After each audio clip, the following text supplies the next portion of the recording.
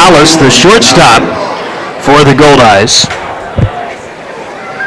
We've seen Gonzalez the last couple of years. Gonzalez has been with Lincoln. We've seen him with El Paso in years past.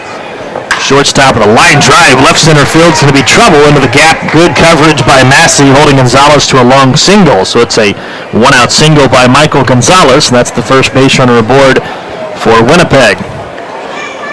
So Winnipeg with the one-out base runner. That'll bring up the left fielder, Josh Romanski. No score, top of the first inning. Very hot, very muggy evening at Community America Ballpark. Glad to have you with us around the world at TBONESBaseball.com. Of course, if you're listening inside of the stadium and one of our suites as well. A very hot, muggy, humid afternoon. It's been like this all week. Really not much of any air to speak of. Messer's first pitch to Romanski is a called strike. Messer, 3.83 ERA, 3-1 record, and he has been very good with inside of the strike zone. Messer making his 8th start, 54 innings pitched. He has allowed 50 hits, 22 walks. He's walked or struck out 24. And a pickoff attempt over to first, and Gonzalez is easily back.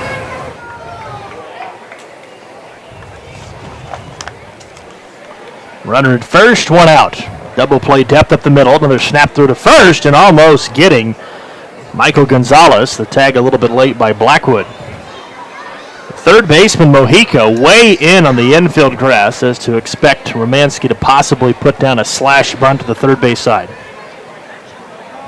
Reggie Abercrombie is pointing to the gate area in right center field, and that will get the attention of one of the grounds crew members in right center field. You talk about the heat and how much heat we have had in the last couple of weeks, and really not much of any rain. This ballpark looks in pristine shape, and sometimes in years past we've seen where the grass dies more often in other areas, but well, they've done a fantastic job here getting this field ready to go.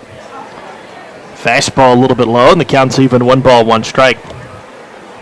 Kansas City splitting the 4-game series in Laredo. 2 games apiece between the T-Bones and the Lemurs. Kansas City then dropped back-to-back series in Joplin and Lincoln. Kansas City now 8.5 back of Lincoln in the Central Division. Snap through to first. Gonzalez is back in standing.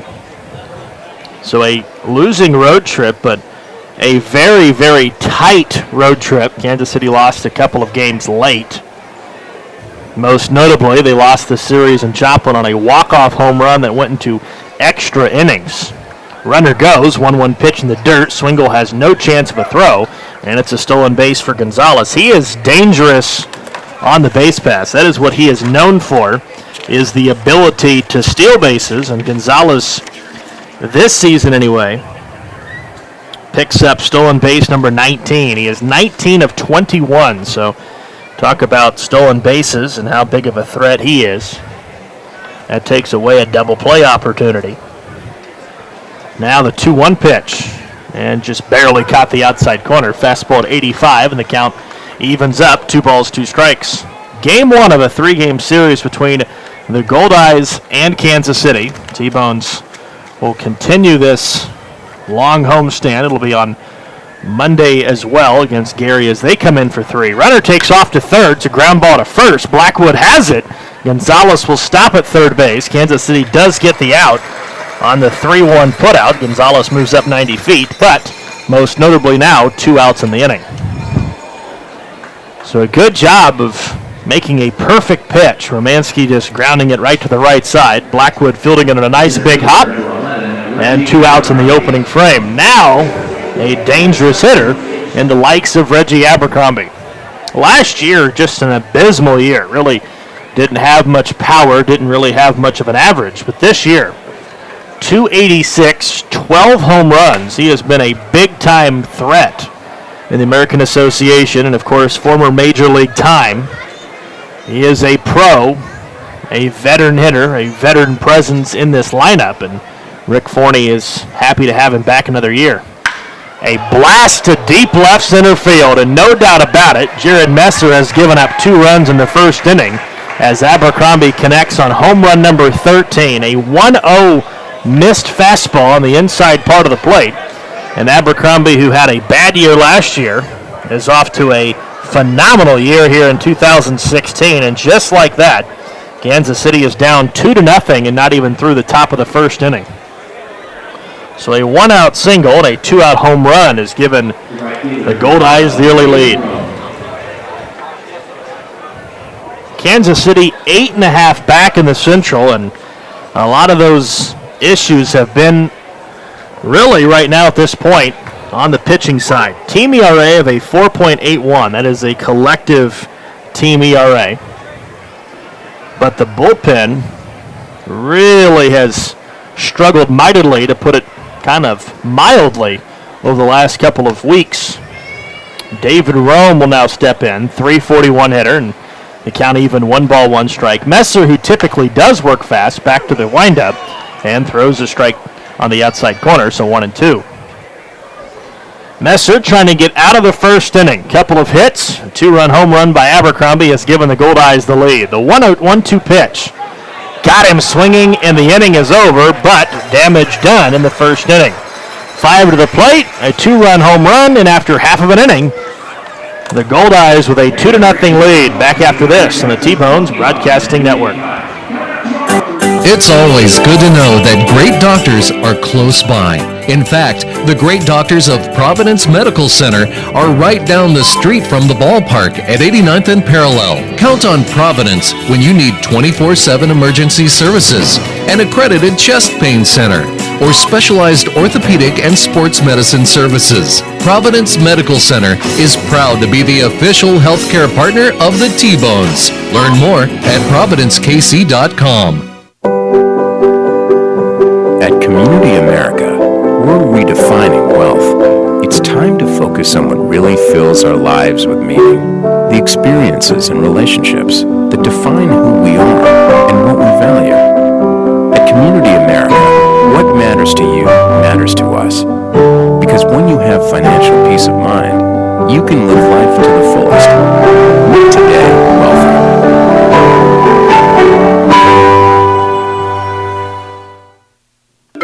I loved when the ice cream truck came around as a kid, the familiar music and the cool treats on a hot summer afternoon. What's your happy place? Have a Frosty Treats ice cream truck at your next corporate or private party. FrostyTreats.com. Country Inn & Suites in Village West is the official hotel of the KC T-Bones. We conveniently share the parking lot with the stadium and offer access to the best shopping and entertainment. Enjoy a comfortable stay with top-notch services and amenities. Start your day off right with our Be Our Guest breakfast. Our exceptional service makes Country Inn & Suites the ideal hotel in KC for anyone traveling for business or pleasure. Stay with us on your next trip and we'll have you saying, I love this country. Book today at countryinns.com/Kansas City KS. I loved when the ice cream truck came around as a kid, the familiar music and the cool treats on a hot summer afternoon. What's your happy place? Have a Frosty Treats ice cream truck at your next corporate or private party. FrostyTreats.com. Bottom of the first inning, no score. Kansas City trying to crack the scoreboard, rather. They trail 2-0 in the first inning. A two-run home run by Reggie Abercrombie, the difference in the game so far. Now it's up to Kansas City's bats to get them back into the game. It'll be Tyson Gillies, Brett Wiley, and Tyler Massey, the 1-2-3 hitters for Kansas City in the first inning against Ethan Carnes, as he gets the start here tonight. Ethan Carnes coming into the game, 2-1 record, 3.60 earned run average. Carnes starting his 7th game of the year. Last game out against Gary, went 7 innings, allowed 6 hits, did not allow a run. Did not get a decision. A career record of 11-1, 2.83 ERA. He has been very good in his career. First pitch in for a strike, and Gillies behind on the count 0-1. Tyson really has taken over a starting role on the past road trip. Started almost every game, started 9 out of 10. Has pretty much forced himself in the top part of the lineup, as he is here again tonight in the leadoff spot. 265 hitter, couple of home runs, 8 RBIs. Kansas City just really hasn't had any consistency at the top of the order. 0-2 pitch, foul ball off of his foot, and the count stays at 0-2. So Goldeyes, Wiley, Massey here in the first inning. Kansas City will look to get some production. No Dalton Wheat tonight. He was pretty much taking over the right fielder's job, but he will get the day off tonight. Rodriguez back into the lineup. We'll see him in the bottom third of the order. Carnes lefty-lefty matchup, and the 0-2 pitch is just barely outside, and the count's 1-2. Kansas City welcomed the return of Nate Tinbrink.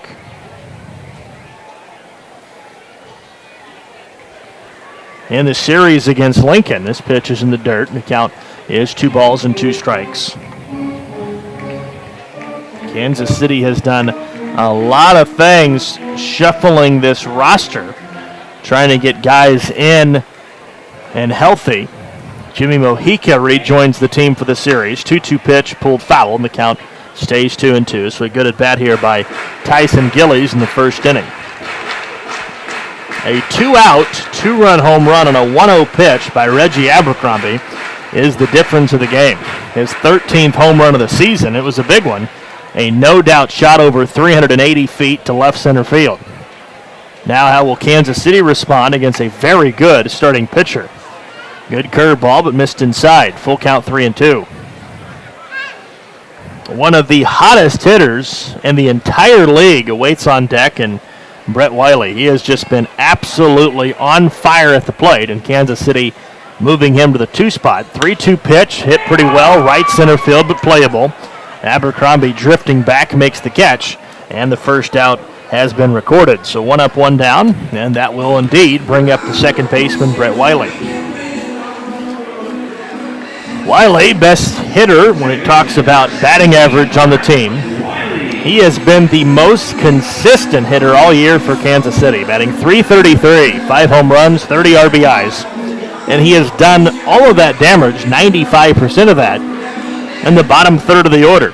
It wasn't until the road trip where Kansas City moved him up in the order. Here's the first pitch of this at-bat, and it's a called strike outside corner. Fastball at 87, another lefty-lefty matchup here in the first inning. Wiley in his first year in Kansas City. The 0-1 pitch and a high pop-up on the infield. Catcher Tanabe calling for it. Now drifting back toward the third baseline will make the catch. And 2 up, 2 down for Kansas City. So Ethan Carnes, 2 up, 2 down, and that'll bring up Tyler Massey, the center fielder. 2-0, Winnipeg, bottom of the first inning. First game of 3, the first time these two teams have played each other this season. And we'll see if Tyler Massey can get back on a hot stretch. Massey about 3 weeks ago could not have been any hotter. Remember the first month of the season, he was just absolutely ice cold at the plate. He couldn't buy a hit. And then after about 100 at-bats into the season, he turned it on, and boy, you couldn't get him out.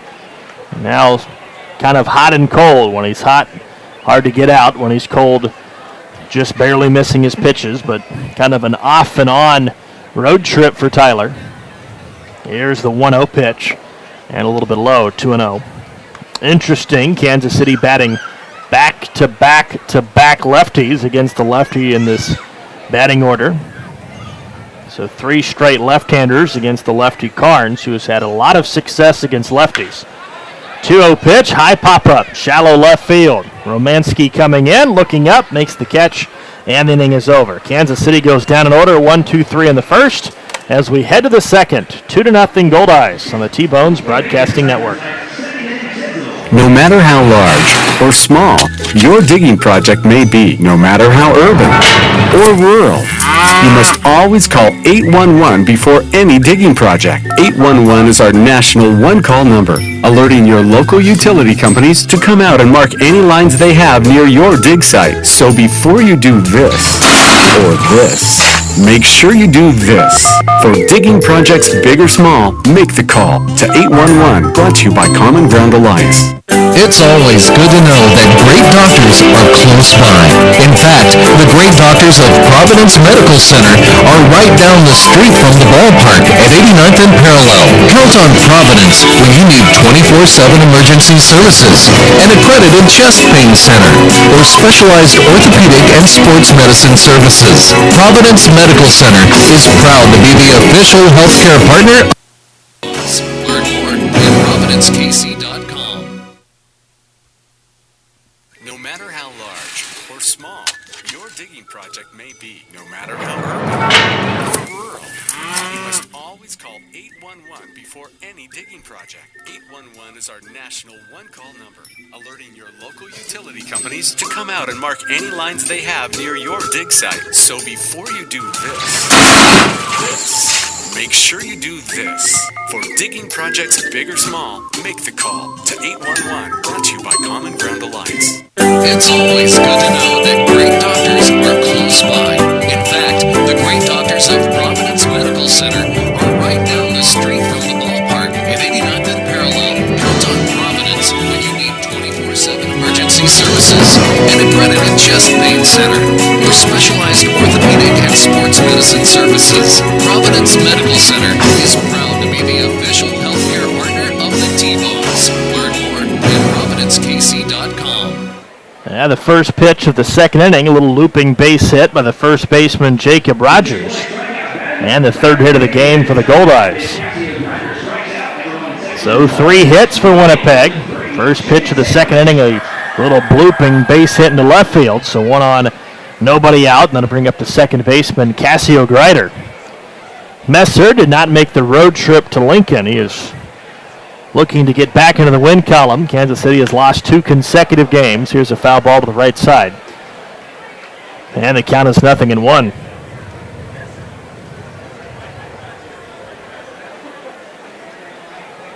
So 1 strike on the second baseman, Cassio Grider. Double play depth up the middle. Third baseman, Mojica in on the infield grass. And Grider takes a bit outside. 1 ball, 1 strike. 2-0 Winnipeg. We're in the second. Game 1 of a 6-game homestand. Game 1 of 3 of a series. Kansas City will welcome in Gary on Monday evening. Outfielders playing straight away, and Kansas City obviously would love to see a routine ground ball somewhere up the middle for the T-Bones to turn the first double play of the series, or of the evening at least. Breaking ball stays high, and the count is 2 balls and a strike.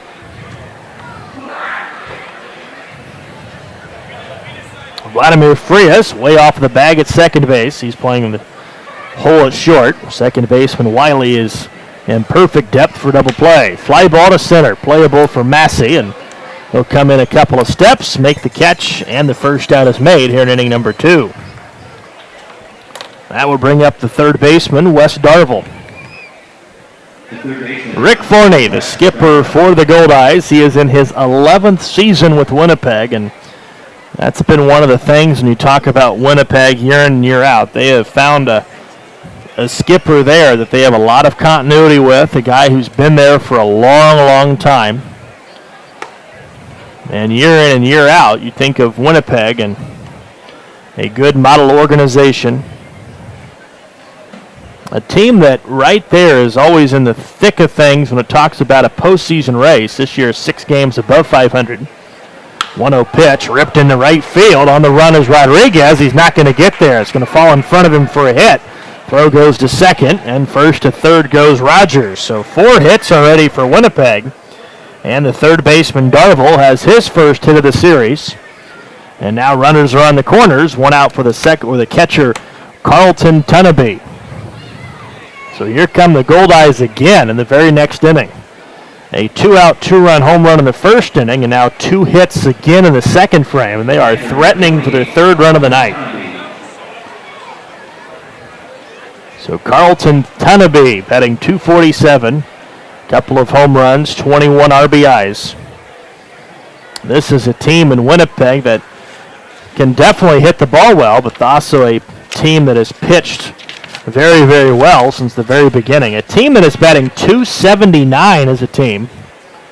That is 23 points higher than Kansas City's team total. Then when you look at the team ERA, it's a 4.18. That's about a half a run better than Kansas City. This pitch a bit outside, 1-0. This inning could turn around quickly with one ground ball. Chance to turn a double play and a catcher at the plate. Messer again will throw over to first. A lot of attention Messer has put on the base runners in the first two innings. Typically, he is a hard guy to run on because he works so quickly to the plate, but he has a lot of his attention toward the runner at first base in back-to-back innings. Looking in again, 1-0 pitch, a swing and a miss. Good off-speed pitch, and the count's even. 1 ball, 1 strike.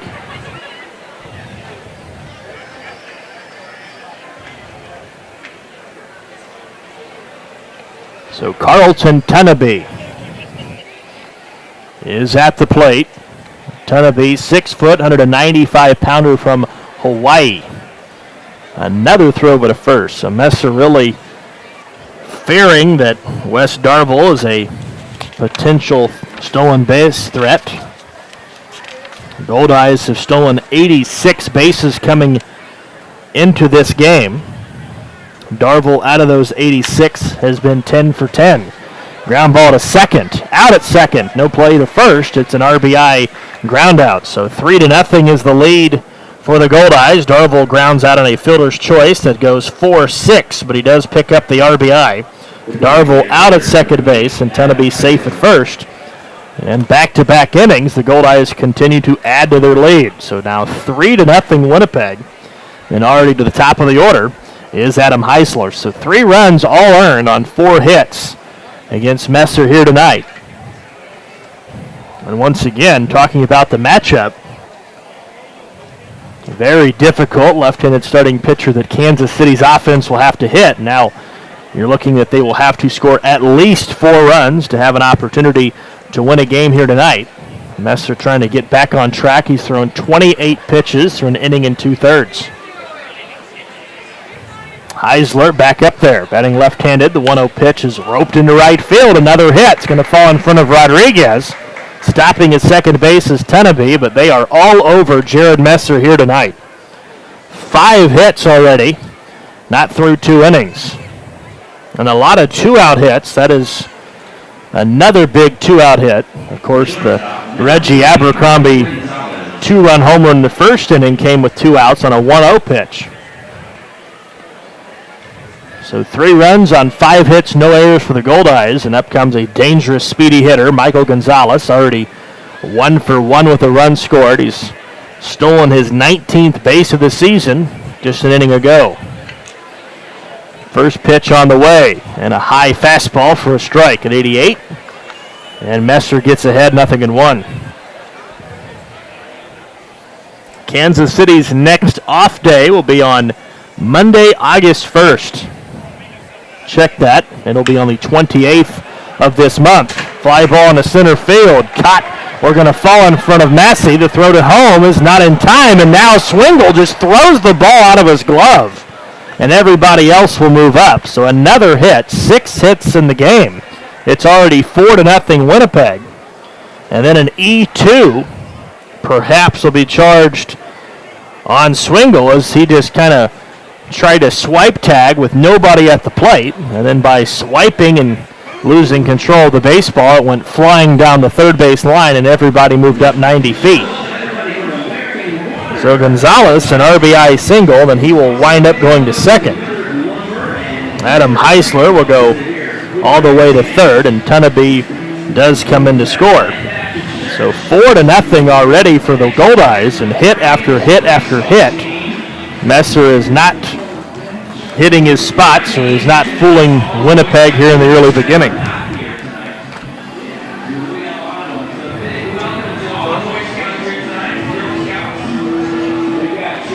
So up comes Josh Romanski for the second time in as many innings.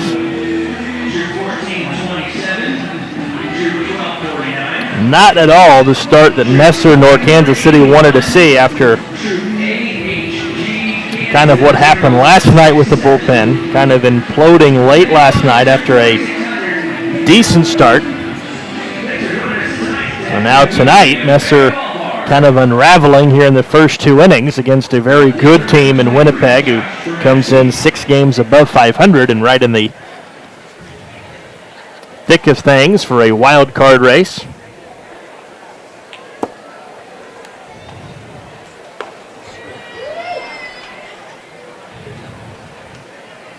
Romanski in the first inning made the first out of the game. Ground ball to Blackwood. Runners at second and third. 2 runs are already in. 4-0 Winnipeg, the 1-0 pitch. And a check swing, but called a strike by the home plate umpire, Carlos Martinez. And the count is even, 1 ball, 1 strike. A very important at-bat here for Messer. Abercrombie, who has really turned around his career over the last 2 seasons, is having a very good year this year, and he's already showed his power in the series. 1-1 pitch is just off the inside corner, 2-1. Abercrombie a year ago, remembering him coming into Kansas City, really couldn't do a lot of things right. He was struggling at the plate. He was frustrated. You could see the body language was not very good, and this year kind of a completely different swagger. Here's a foul ball, and the count's 2-2.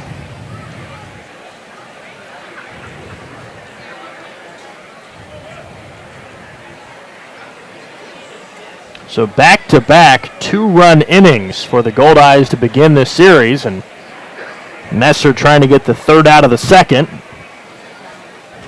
Already 6 hits for Winnipeg in an inning and 2/3. The 2-2 pitch is way high and almost got away from the catcher Swingle, and the count's full 3-2. Once again, if Romanski were to reach, you would have to deal with Abercrombie. You would obviously rather see him with the bases empty. And of course, you'd like to get your offense back up there to kind of give your pitcher a little bit of a break. Try to get something on the scoreboard. And the 3-2 pitch is a ground ball to first. An exact same result as what ended or began the first inning with the first out, but more damage done. An inning and a half into the game, and the Goldeyes have taken a 4-0 lead. Back after this on the T-Bones Broadcasting Network. Country Inn & Suites in Village West is the official hotel of the KC T-Bones. We conveniently share the parking lot with the stadium and offer access to the best shopping and entertainment. Enjoy a comfortable stay with top-notch services and amenities. Start your day off right with our Be Our Guest breakfast. Our exceptional service makes Country Inn & Suites the ideal hotel in KC for anyone traveling for business or pleasure. Stay with us on your next trip and we'll have you saying, I love this country. Book today at countryends.com/Kansas City KS. No matter how large or small your digging project may be, no matter how urban or rural, you must always call 811 before any digging project. 811 is our national one-call number, alerting your local utility companies to come out and mark any lines they have near your dig site. So before you do this, make sure you do this. For digging projects big or small, make the call to 811, brought to you by Common Ground Alliance.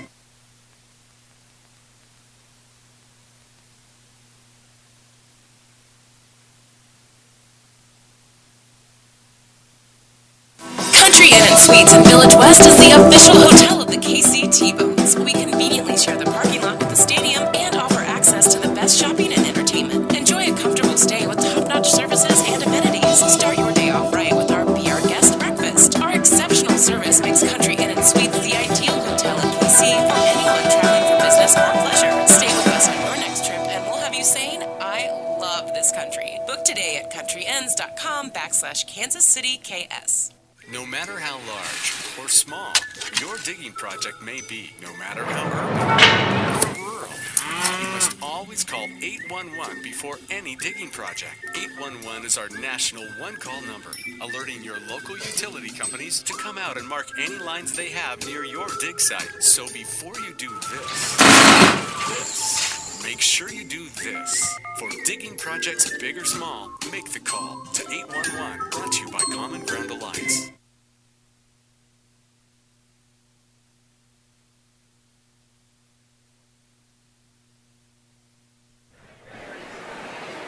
Bottom of the second inning, Kansas City in a 4-0 hole as we begin the bottom of the half of the inning. Kansas City will send up Blackwood, Gallus, Mojica in the bottom of the second. They have their hands full as Ethan Carnes, one of the dominant left-handed starting pitchers in the league, and a off-speed pitch swung on and missed, so a 3-pitch out to Blackwood. And Carnes has faced 4. He's retired all 4. And now they're going to call it a foul tip.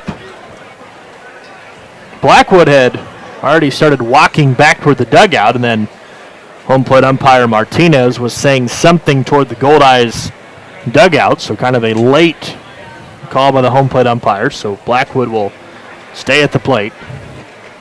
Jake, 10 home runs and nearing 50 RBIs on the year, batting .253.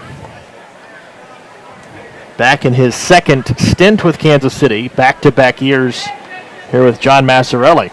Another 0-2 pitch from Carnes.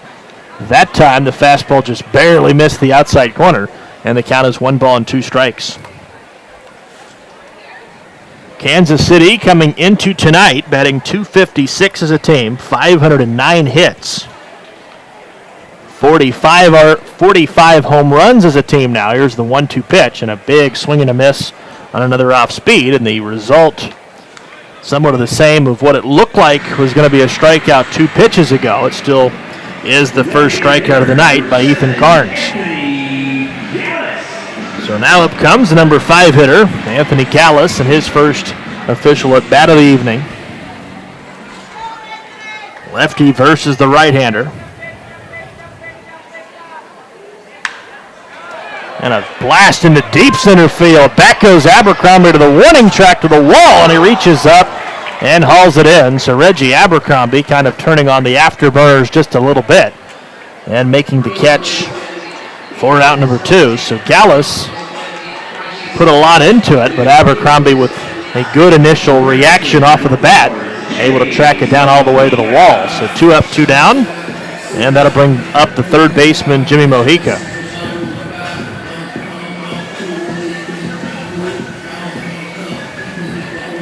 Maz trying to find the perfect solution to the offense this year. We kind of started off really slow, a really cold start offensively. The team had started to heat up, and it really was on the road trip, and then that's when the bullpen kind of had their bad or rough outings on the road trip. Kansas City losing a couple of games in the last inning on a couple of games, including a walk-off in Game 3 of Joplin. That would have ended in a series win, but Kansas City blowing the lead late and not holding on late. And then, of course, last night, Kansas City had a lead, and the bullpen imploded last night, and one of the guys who got charged with the loss is Mojica takes a ball inside, 2-1. DeLuca took the loss. He's been one of the more consistent pitchers out of the bullpen for Kansas City, but Baker allowing 4 runs in his 1 inning of work. Here's a ground ball to the shortstop. Nice big hop for Gonzalez over to first, and then blazingly fast, 1-2-3, bottom of the second. We head to the third. Winnipeg with a 4-0 lead. Back after this in the T-Bones Broadcasting Network. It's always good to know that great doctors are close by. In fact, the great doctors of Providence Medical Center are right down the street from the ballpark at 89th and Parallel. Count on Providence when you need 24/7 emergency services, an accredited chest pain center, or specialized orthopedic and sports medicine services. Providence Medical Center is proud to be the official healthcare partner of the T-Bones. Learn more at providencekc.com. At Community America, we're redefining wealth. It's time to focus on what really fills our lives with meaning, the experiences and relationships that define who we are and what we value. At Community America, what matters to you matters to us. Because when you have financial peace of mind, you can live life to the fullest. Today,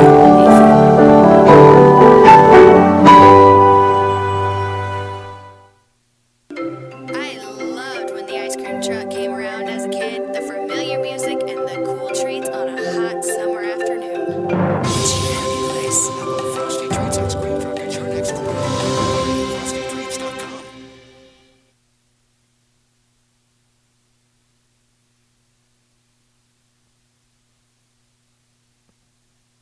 No matter how large or small your digging project may be, no matter how urban or rural, you must always call 811 before any digging project. 811 is our national one-call number, alerting your local utility companies to come out and mark any lines they have near your dig site. So before you do this, make sure you do this. For digging projects big or small, make the call to 811, brought to you by Common Ground Alliance. It's always good to know that great doctors are close by. In fact, the great doctors of Providence Medical Center are right down the street from the ballpark at 89th and Parallel. Count on Providence when you need 24/7 emergency services.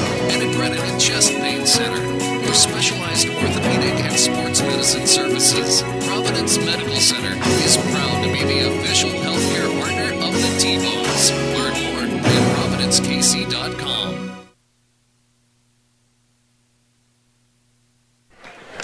Welcome back, Community America Ballpark, live in Kansas City, Kansas. Nathan Moore back with you as we head to the third inning. And Reggie Abercrombie just chased a third strike out of the zone. So a strikeout for Messer, his second strikeout of the night. One up, one down in the third. And that'll bring up the right fielder, David Rome. Rome struck out in the first inning to conclude that first inning. Messer trying to have his quickest inning yet of the evening. And the first pitch to Rome was a breaking ball and a strike.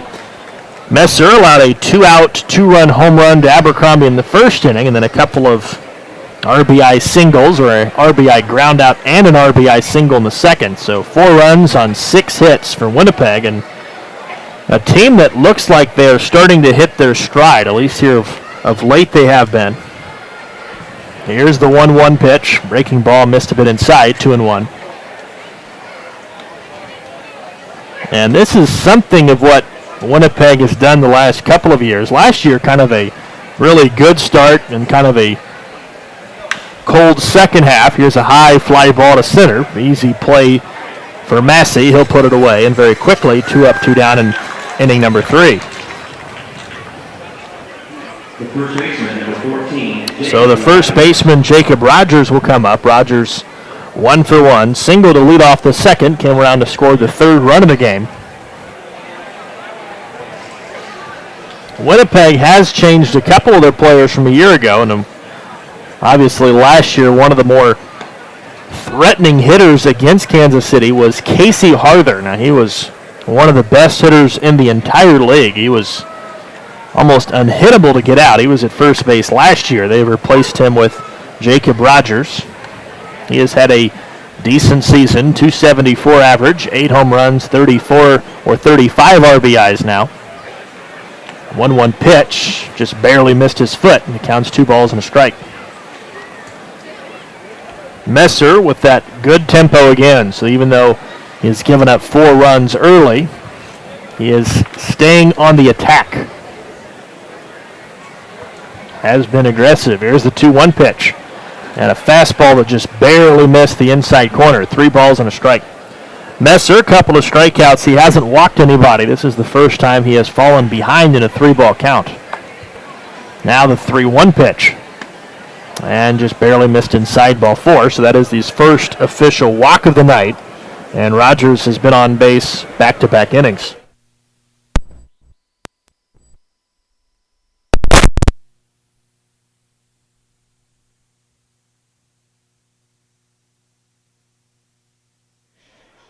So Cassio Grider will come up, 0 for 1, flied out to Massey in the second. Grider with 7 home runs, 34 RBIs. This lineup pretty much consistent top to bottom. Of course, you've got a couple of big hitters like Abercrombie, but a lot of team speed. Michael Gonzalez, who 9 times out of 10 you would see bat 1 or 9. He's in the number 2 hole for Winnipeg. Big breaking ball missed inside, 2-0.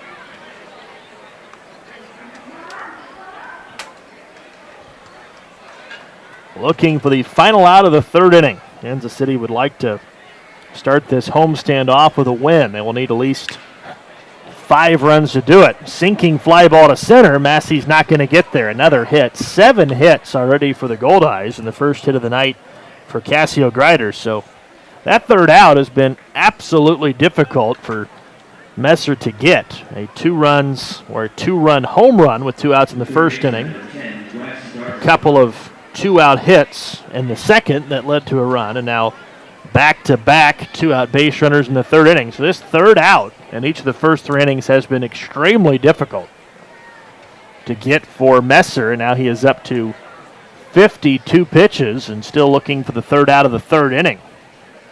Breaking ball, and a strike is called on Wes Darvel, 0-1. Darvel singled in the second. He was forced out at second on a fielder's choice.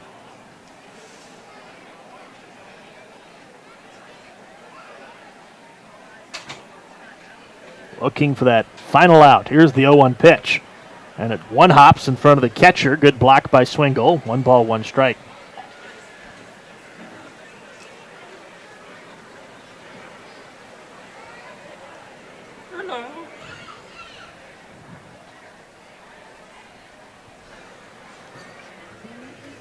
One ball, 1 strike on Wes Darvel.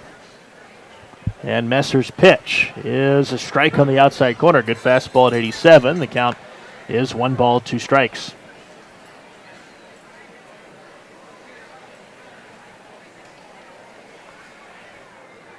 Well, you talk about the heat of summer. We've had it for sure this week. Breaking ball fouled off to the right side. This has been the hottest week in 2016, and it's not going to cool off over the weekend. It's supposed to be hot again tomorrow, hot on Sunday, and then some potential rain to come in to kind of cool things off on Monday and Tuesday. Still, temperatures will be in the low 90s, but the heat index today in some areas was expected to be around 110 or so. A check swing in the dirt. They're going to say no swing as they appeal to the third base umpire Martinez, and the count is 2 balls, 2 strikes with the wild pitch. Each runner advances. So Rogers goes to third. Ryder goes to second.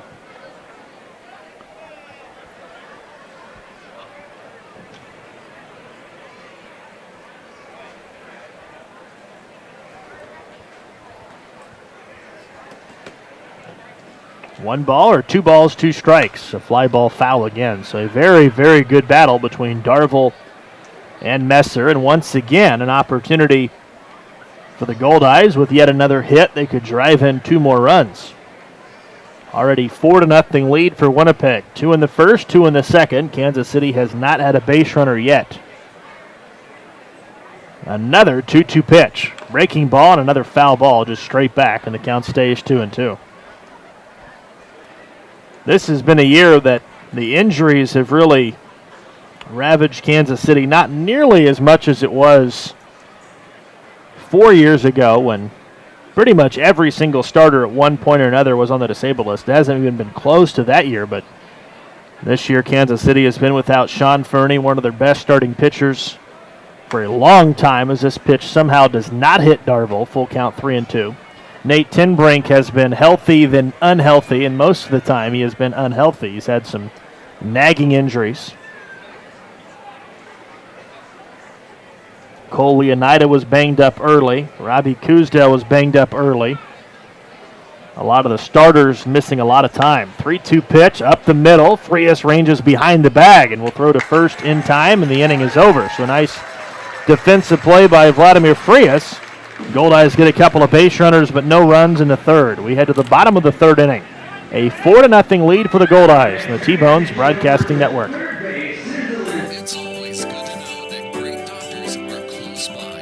In fact, the great doctors of Providence Medical Center are right down the street from the ballpark at 89th and Parallel. Count on Providence when you need 24/7 emergency services. An accredited chest pain center for specialized orthopedic and sports medicine services. Providence Medical Center is proud to be the official healthcare partner of the T-Bones. Learn more at providencekc.com. At Community America, we're redefining wealth. It's time to focus on what really fills our lives with meaning. The experiences and relationships that define who we are and what we value. At Community America, what matters to you matters to us. Because when you have financial peace of mind, you can live life to the fullest. Today, often.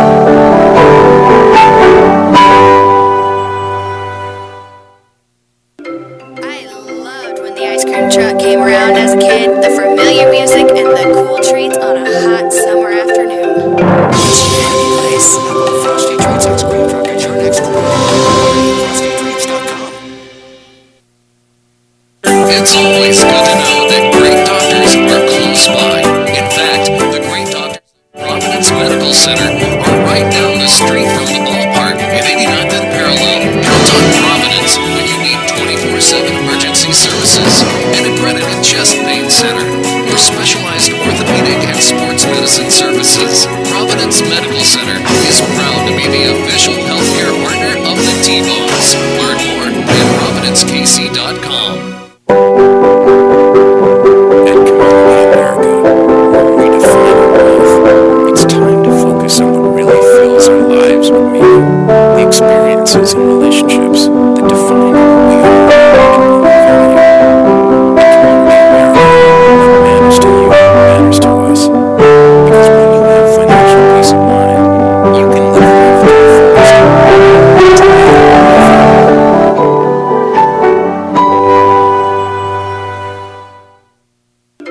I loved when the ice cream truck came around as a kid, the familiar music. Welcome back, Community America Ballpark, live in Kansas City, Kansas. Nathan Moore back with you as we head to the bottom of the third inning. 4-0 lead for the Goldeyes, first game of the series. And on a 0-1 pitch, Rodriguez will send a routine ground ball to second and fielded properly by Greider for the 4-3 putout. So KC has sent 7 to the plate. Ethan Carnes has retired all 7. And that'll bring up the shortstop, Vladimir Frias. Kansas City is just trying to find a base runner right now on Ethan Carnes. He has gotten 3 fly ball outs, 1 infield pop out, and a couple of infield ground outs and a strikeout. He has been pretty much on point the entire evening tonight. And what makes it even scarier is that he's pitching with that sizable lead. Switch hitting shortstop will come in with 3 home runs. Had a couple, or 1 home run on the past road trip. Now with 22 RBIs, but still batting just .229. Here's the 1-0 pitch and a big swing and a miss. He was way underneath on the pitch, and the count's 1 ball, 1 strike.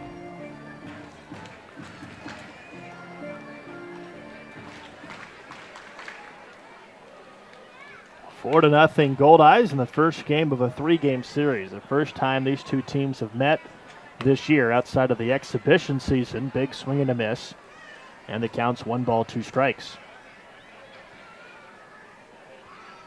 Kansas City will travel to Winnipeg next weekend. Just a very quick 3-game series into Canada. The 1-2 pitch and a ground ball to third. And a terrible hop actually bounces up and catches the third baseman Darvill right in the face. And Kansas City will have their first base runner. A routine ground ball to third, but a terrible hop that just literally bounced right into his face at third base. So Darvill will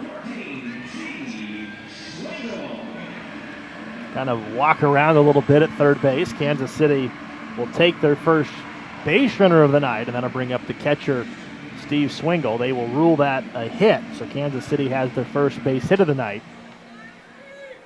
Now we'll see if Kansas City can take advantage of that good fortune. Swingle batting .237. Brian Erie not getting a start tonight. He was behind the plate most of the road trip. Big curveball stays up, and the count's 1-0. Swingle, a couple of home runs, 8 RBIs. Another switch hitter for Kansas City. Double play depth for the Goldeyes, and the 1-0 pitch is a big swing and a miss. Good changeup, and the count's 1-1. Matt has a lot of experience in radio, but what's more enticing is trying to watch him become an engineer up here.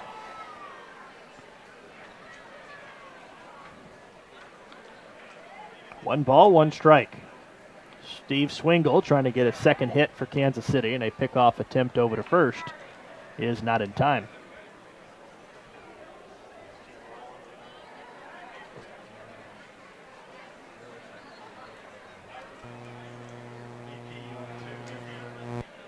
Everybody off the line, so playing off the line of third. Ground ball to short. Gonzalez the hop out at second, back to first, and Greider does indeed turn the double play. So it is a 6-4-3 inning-ending double play. Kansas City gets a one-out single, but nothing further in the third. We'll head to the fourth as the Goldeyes have an early 4-0 lead. Back after this on the T-Bones Broadcasting Network.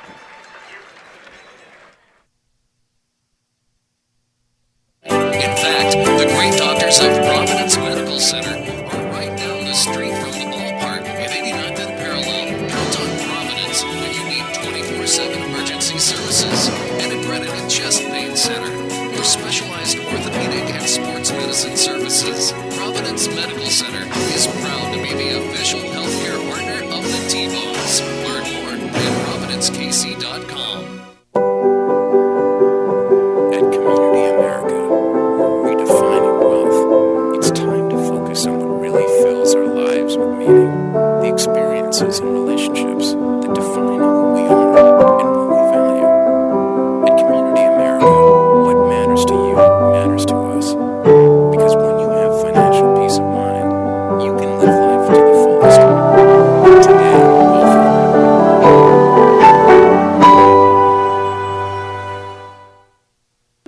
I loved when the ice cream truck came around as a kid. The familiar music and the cool treats on a hot summer afternoon. It's a happy place. How about Frosty Treats ice cream truck at your next corner? FrostyTreats.com.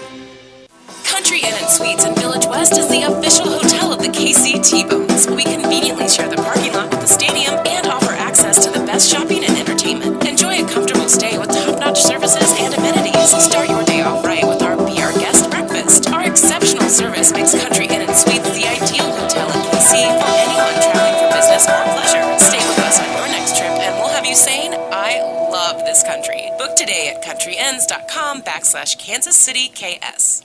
I loved when the ice cream truck came around as a kid. The familiar music and the cool treats on a hot summer afternoon. It's a happy place. How about Frosty Treats ice cream truck at your next corner? FrostyTreats.com.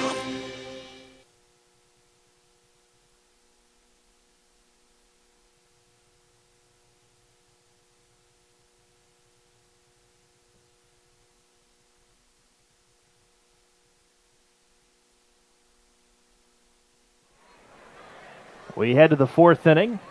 Nathan Moore back with you live at Community America Ballpark. Goldeyes with a 4-0 lead. Winnipeg 4 runs on 7 hits, no errors. Kansas City no runs on 1 hit and 1 defensive error.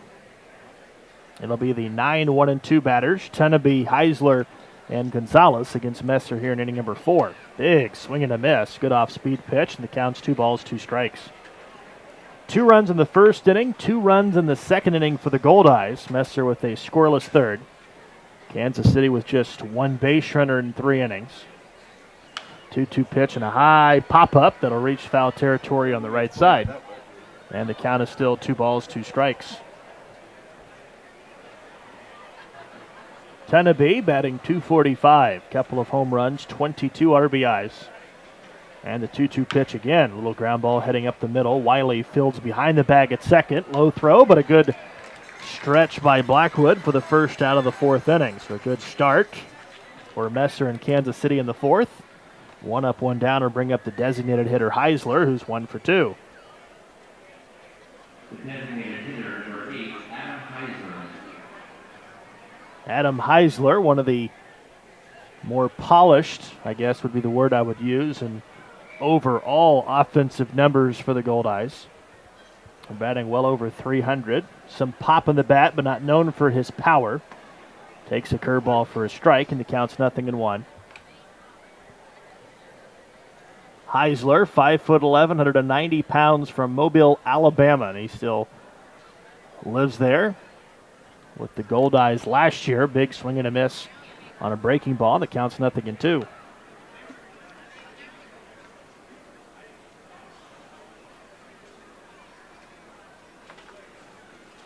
I kind of stand mistaken, Matt, as you can just nod with me as I say this.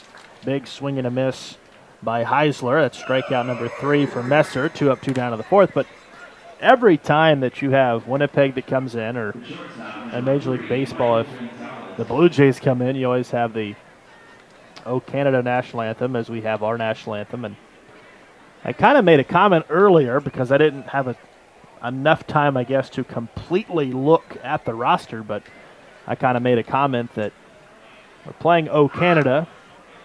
There's a chance that maybe somebody here in the stands might have some ties to Canada. But the roster didn't have any Canadians, but I am mistaken. There is one Canadian player on the roster, as this pitch is a little bit low, 2-0 on Michael Gonzalez. Then we have something in common with the Goldeyes, we the T-Bones, because we have a player from Canada.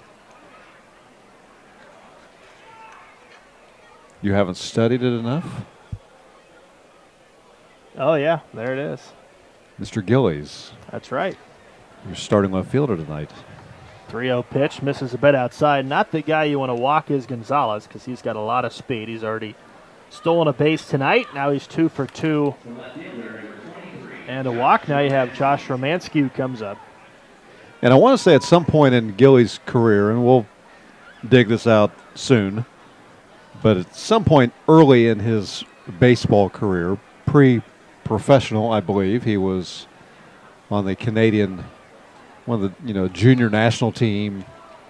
You know what? Let's gurgle that right now since we have this capability here. Yes. But I always wondered why necessarily that. I obviously understand why you play "O Canada" when you have a Canadian team that comes in, but. So your point is they don't have any Canadian players, so why play it? Kind of, but they do have a Canadian player, and as do we. So I'm sure that Gillies was appreciative that we gave recognition to Canada.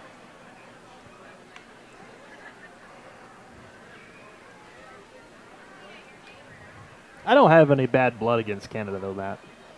You don't? No, I don't. I think Winnipeg is a great place when we travel up there. Here's a fly ball hit pretty well, right center field, but Rodriguez, a great jump, and at the last second almost undercut it and jumped high into the air, but able to hold on to the baseball to make the final out of the 4th inning. So a 2-out walk does not hurt Messer here in inning number 4. Did you find it? Or are you still looking? No, we're still looking. Still looking. Well, we'll keep it here because I know you're busy, and I might not have you on here very much tonight. You've been battling some sinus infection stuff. I have been. It's while you guys were on the road. Well, you weren't on the road though. I wasn't on the road. Kind of on the road, but not on the bus. Road trip. I had some meetings and stuff, so I was on the road a couple of days. Yeah, but you didn't go with the team to That is correct. Laredo and Joplin. That is and correct. Lincoln, it was Big Sam. It was Sam. You're not going to Winnipeg. Are you going to Winnipeg? I don't know if it was officially out of the bag yet, but I know you've been thinking about it for a couple of days. No, I am going, yes. Are you told excited? Naz about it. I am. I've heard that the food is very good. Did you get out of the hotel at all in Winnipeg? Did. I remember 2 years ago, me and John West went to a couple of restaurants. I hear they have good steak, but I hear it's expensive steak. Oh, I'm sure it's expensive. There's actually a really good restaurant not really too far away from the ballpark. But, no, I like the atmosphere there. I really like going to the ballpark because the people are really nice there. And, you've laughed at me in years past when I've come back. I think it was the very first year when I went up there, and I kind of made a comment that it didn't matter if the Goldeyes were winning or losing. They would clap for whoever was scoring runs. Right, yes, you did say that. So you'll be able to witness that firsthand. No, I'm looking forward to it. I think it should be a good trip. It's a quick trip for Kansas City. The team will be off Thursday, so they're actually leaving after Wednesday night's game and making the 12 or 13-hour bus ride. And so we'll spend the off day in Canada. Mm-hmm. Too bad it's not NHL season or hockey season. Yeah, it's big up there for sure. But besides that, yeah, we'll have a good time over the weekend, maybe come back with a couple wins, and then the team is off Monday, Tuesday, Wednesday of next week as we get close to the All-Star break. Big breaking ball to Goldeyes, misses a bit inside 2-0. What you'll like about it too, because you're more of the person that likes to walk around. I do. The ballpark is definitely within walking distance. It's about, as Goldeyes will send a ground ball up the middle. Gonzalez with great range will make the play behind the bag and get Goldeyes out for the second time. That'll bring up Brett Wiley. But the ballpark is basically, for everybody that's been to our ballpark, which hopefully everybody listening has been here at least once, but where the Dave & Buster's is in right center field, that's about the distance to the ball field. So it's not too far. They don't usually use the bus at all in Winnipeg. It's kind of walk around and do what you want, and it's kind of nice. First pitch to Wiley, a bit outside. Wiley is 0 for 1. No, I'm looking forward to it. I think it's going to be, I have not made a trip in 2 years. High chopping ground ball to first. Rogers will take it himself, and 2 up, 2 down. Yeah, you went to St. Paul a couple St. years Paul was ago. my last one. Yep. Went to Lincoln the year before that. And this was a trip that I've always wanted to make, but it didn't work out with my schedule because generally the team was either going or coming from somewhere else. Yeah. And so this worked out perfectly for me because it's an off day before, 3 games in Canada, and then the All-Star break. So it worked out nicely, and it was just kind of a perfect storm with you not being able to make the trip up. So hopefully, we, like I said, get a couple wins and eat some good food. Yes. Tour a nice city. Experience a different culture. Have the fans cheer for both teams. And then come back and tell you all my experiences of leaving the hotel. And I can't wait to hear about them because we have a long homestand, not long after that quick trip to Winnipeg as Massey fouls this one off. 1 ball, 1 strike. And the nice thing for me, especially being as old as I am, the nice thing for me, and I have, so we've mentioned I've been on 2 trips. First trip it worked out in Lincoln that I did not have a roommate. Well, technically I did. It was our producer engineer, Charlie Boy. That was my my roommate at Lincoln. Josh Adams, trainer, was my roommate in St. Paul. Yep. But because this trip is the way it's set up, just 3 games, 3-game trip, not everybody will be going. And so I may end up with my own room, and I like that too. How about that? Again, being the age that I am, I enjoy having my own room. 0-2 pitch, a little bit high. I was about to just kind of make a statement. Now, I'm sure Charlie's not listening to us at home. Surely he's out running around doing something on a 105-degree night. Yeah. Since it is a Friday, Saturday, Sunday, since school doesn't start until the 2nd or 3rd week of August, is he going to come with you? You know what? I was going to, and then he's got a like a little church missions trip thing. Massey with a solid base hit in right field. Hit number 2 for Kansas City, and Massey has a 2-out base hit in the 4th. So he knows I'm going,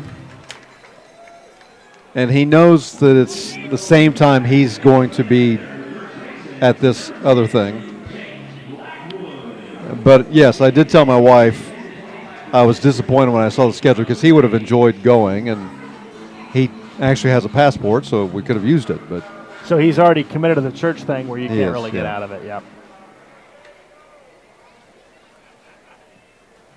Yeah, because I'm assuming you'll probably get your own bed on the way up, too.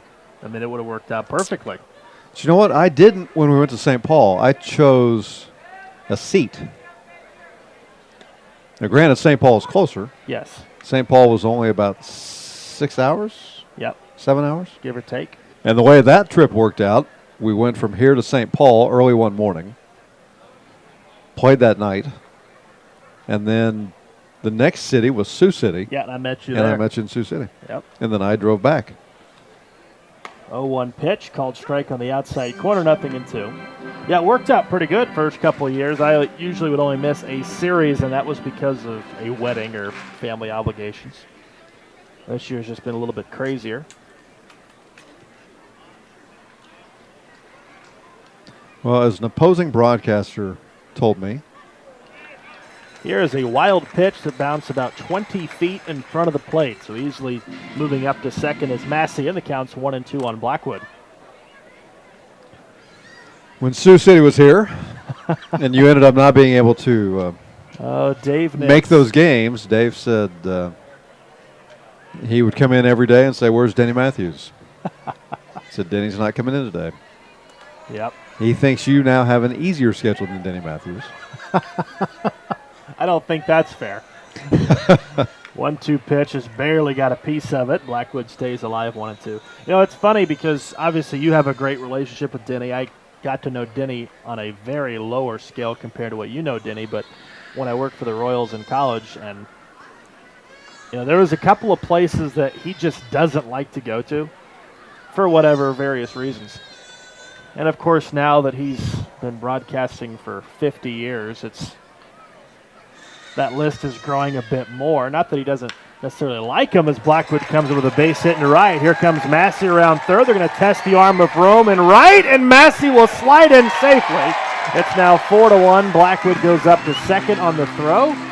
It's a 2-out RBI hit for Jake Blackwood. That was a great piece of hitting by Blackwood, going with the pitch, taking it to right field, knowing what he needed to do in that situation with a runner at second. I mean, obviously, if he hits that to left or the left side of the infield, but he didn't try to do too much with it, just went with it. And with Massey's speed coming around, it was really not a close play at the plate. And Blackwood heads up move by moving up an extra 90 feet, putting himself in scoring position for Anthony Gallus, who's batting 188, but always the potential threat to hit one over the fence. He almost did that in the second inning, hit one all the way to the wall and straightaway center field. Here's the first pitch to Gallus, and a breaking ball's in the dirt, but no, Denny's done it a long time. I don't have the years like he does, but no, you don't, because he started a year before I was born, to give you some indication, which is a good segue, because coming up here in the next inning or so, you'll be joined by Don Denkinger. Denkinger. That's how he told me to pronounce it, Denkinger. This pitch is swung on and missed. 1 ball, 1 strike. I know I'm going to butcher that. I'm just going to apologize. You know what? Just write it down in 2 words. That's how I have it written down. That is Here's how I would write it. I'd write the word den, and then I'd write the word Kinger. Denkinger. Denkinger. Yep. And he said that is the German pronunciation of it, that he was taught growing up. And I told him, I said, well, for 30 years I've been calling you Denkinger. And he said, well, he said some people pronounce it that way, some people pronounce it. But I kind of stopped him, and I said, well, I'm sure you've been called a lot worse, though, than Denkinger over the years. He unfortunately. agreed. But he'll be coming on. 2-1 pitch, popped foul to play to the right side, and the count goes to 2 balls, 2 strikes. I'm excited about that. But his very first game was, well, here you go. His very first Major League game was Denny Matthews' very first Major League game, which happened to be the Kansas City Royals' very first Major League game. It's kind of a perfect trifecta there. Another foul ball, straight back, and the count's 2-2 still on Gallus, who's trying to get his first hit of the night. Oh, I'm excited. I have more notes for his interview coming up than I have on game notes. Well, that's okay.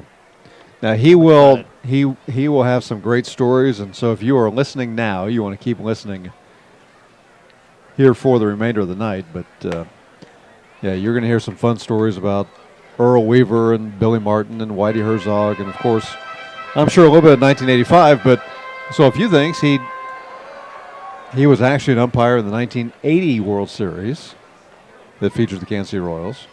And during our pregame interviews, we didn't even get into that. We just talked about 85. But outside corner, struck him out looking. So Gallus will strike out for the final out of the 4th. But Kansas City gets back-to-back 2-out hits and scores their first run of the night. You have something else he's going to say? I didn't want to cut you off. After 4 in the books, Kansas City is on the board. We'll head to the 5th, 4-1 Winnipeg. Back after this, the T-Bones Broadcasting Network. It's always good to know that great doctors are close by. In fact, the great doctors of Providence Medical Center are right down the street from the ballpark at 89th and Parallel. Count on Providence when you need 24/7 emergency services, an accredited chest pain center, or specialized orthopedic and sports medicine services. Providence Medical Center is proud to be the official healthcare partner of the T-Bones. Learn more at providencekc.com. At Community America, we're redefining wealth. It's time to focus on what really fills our lives with meaning, the experiences and relationships that define who we are and what we value. At Community America, what matters to you matters to us. Because when you have financial peace of mind, you can live life to the fullest.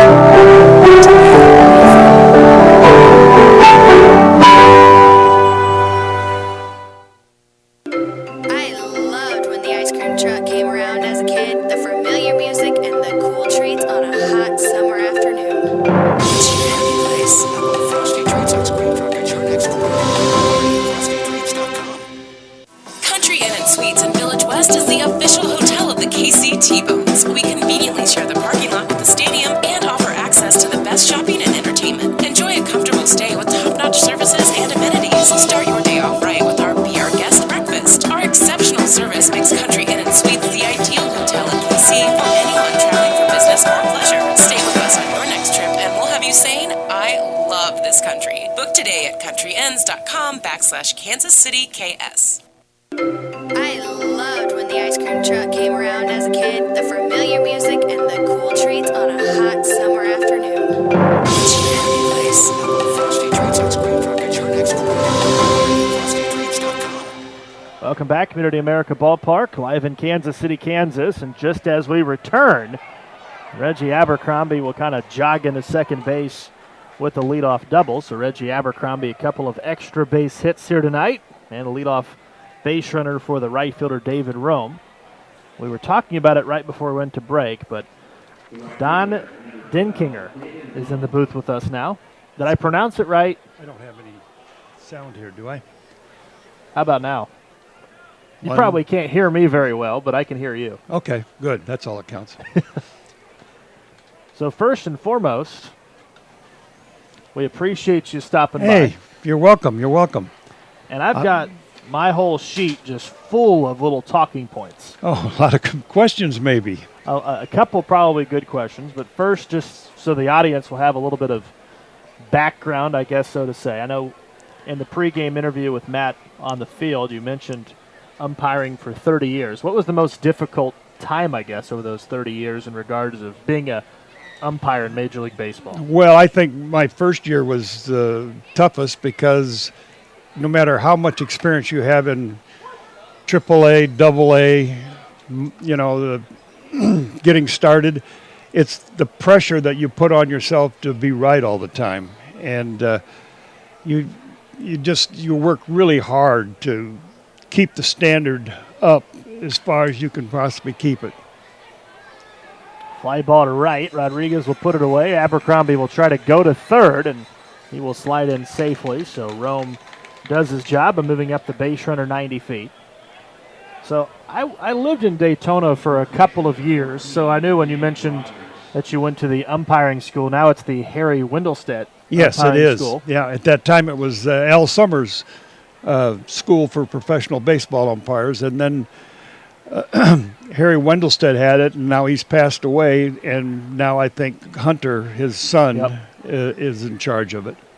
So you were in the minor leagues for 9 years. Where did you start at? I started in the Alabama-Florida League my first year, and it was a good league, but you sure didn't want to work there more than 1 or 2 years. I was there 1 year, and then my contract was sold to the Northwest League, which was up in Washington, Idaho, and Oregon.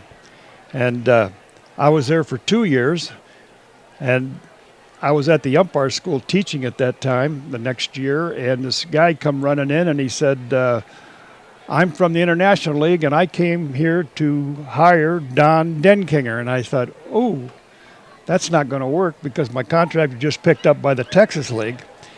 And I said, I don't know if that's going to work. And he said, well, who are you? And I said, I'm Don Denkinger.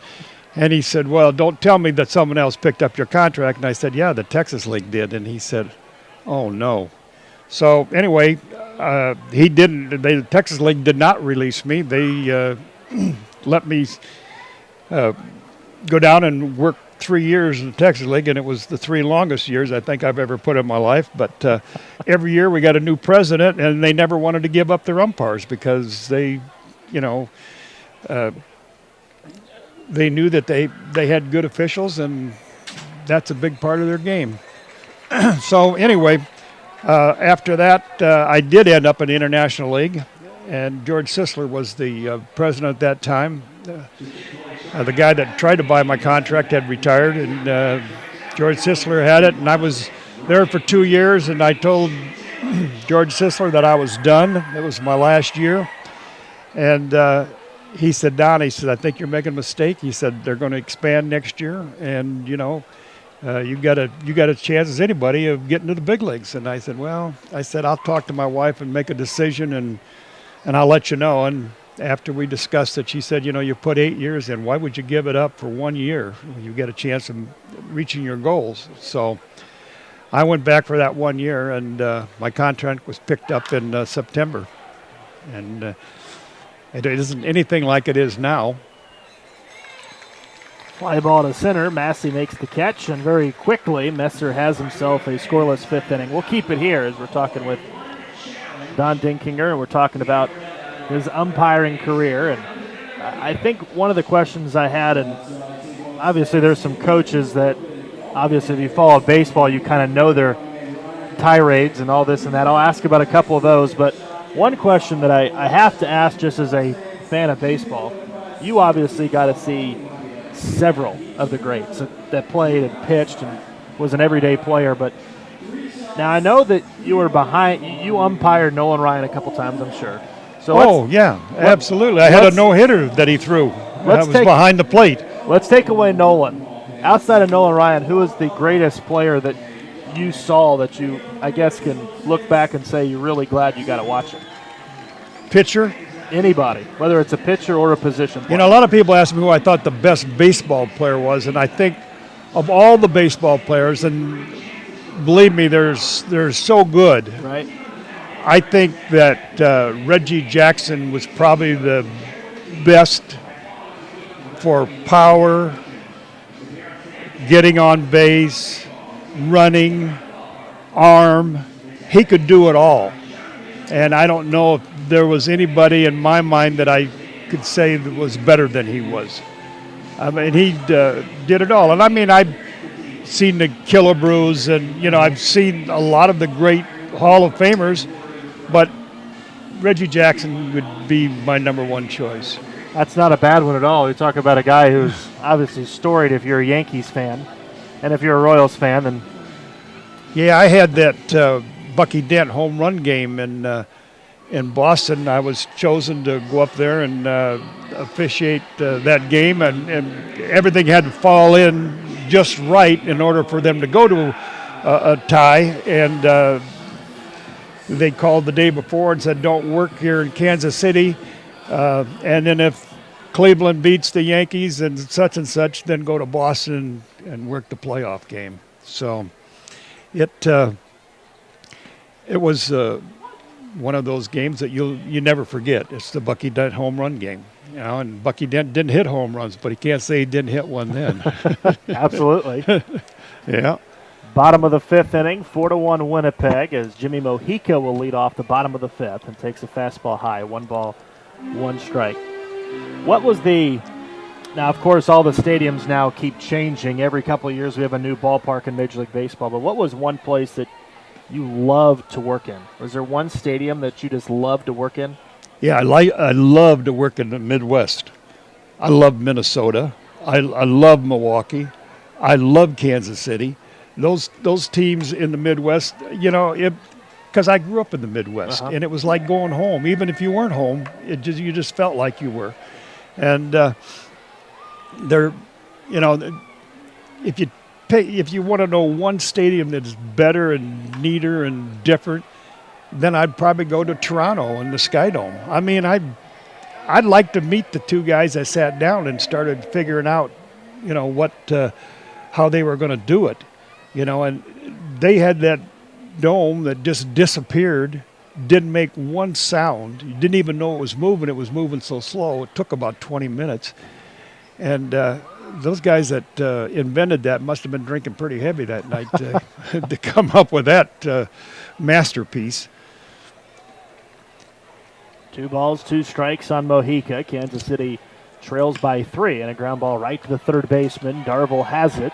Long throw to first in time. Mojica is 0 for 2. That'll bring up Starlin Rodriguez. Okay, now everybody that has watched baseball or has any interest of past history of Major League Baseball, there's always a couple of managers that always come to mind.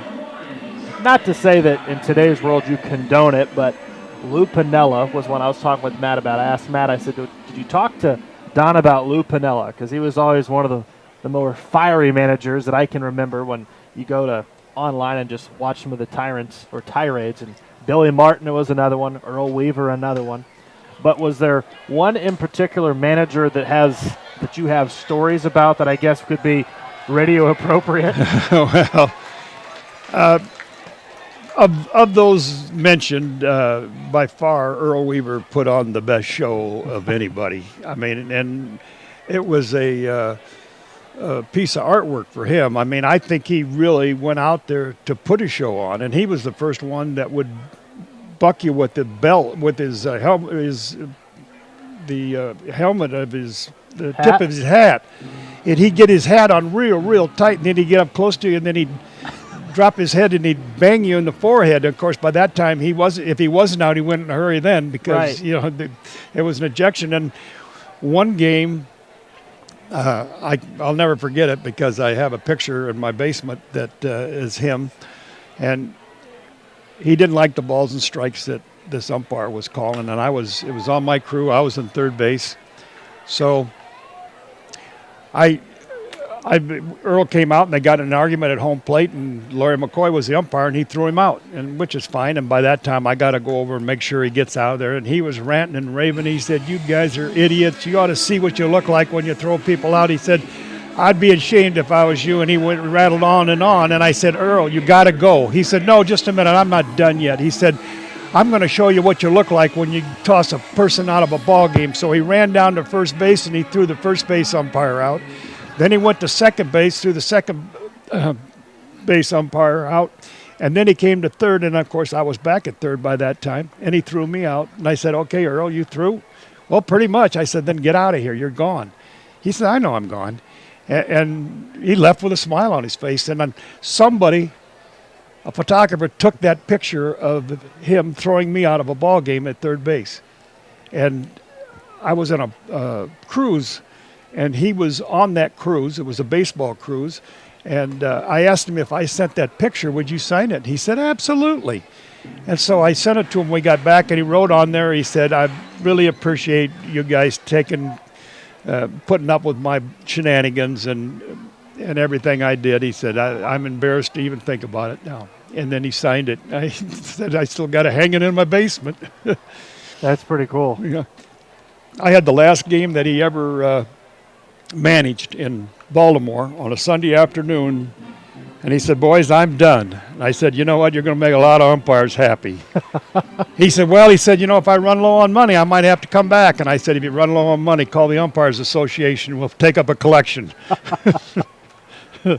2-2 pitch on Frias, and the fastball's up and in. Ball 3, 3-2. Bottom of the fifth inning, 4-1 lead for Winnipeg as Kansas City home now for 6 straight games, 3 against Winnipeg and 3 against Gary. 3-2 pitch, ground ball to the shortstop. Michael Gonzalez, a nice big hop over to first in time for the out. We'll stay here for one more inning. I know you've got a lot of things to do. I'll keep you around. Okay. It's no problem. This is one, and I'm not trying to, as a former umpire, I don't really want to put you in a bad spot, but I'm sure you have a good opinion on what's kind of happened now to Major League Baseball, which, of course, instant replay. And if you watch a baseball game, you can't watch it for 5 seconds without Fox or ESPN putting up the K zone. Yeah. So it puts umpires in a bad spot. I guess my question for you is, do you still believe that the game is still made on those split-second decisions by umpires, or should instant replay continue to expand in baseball? Well, I never really liked it when they changed it to start with.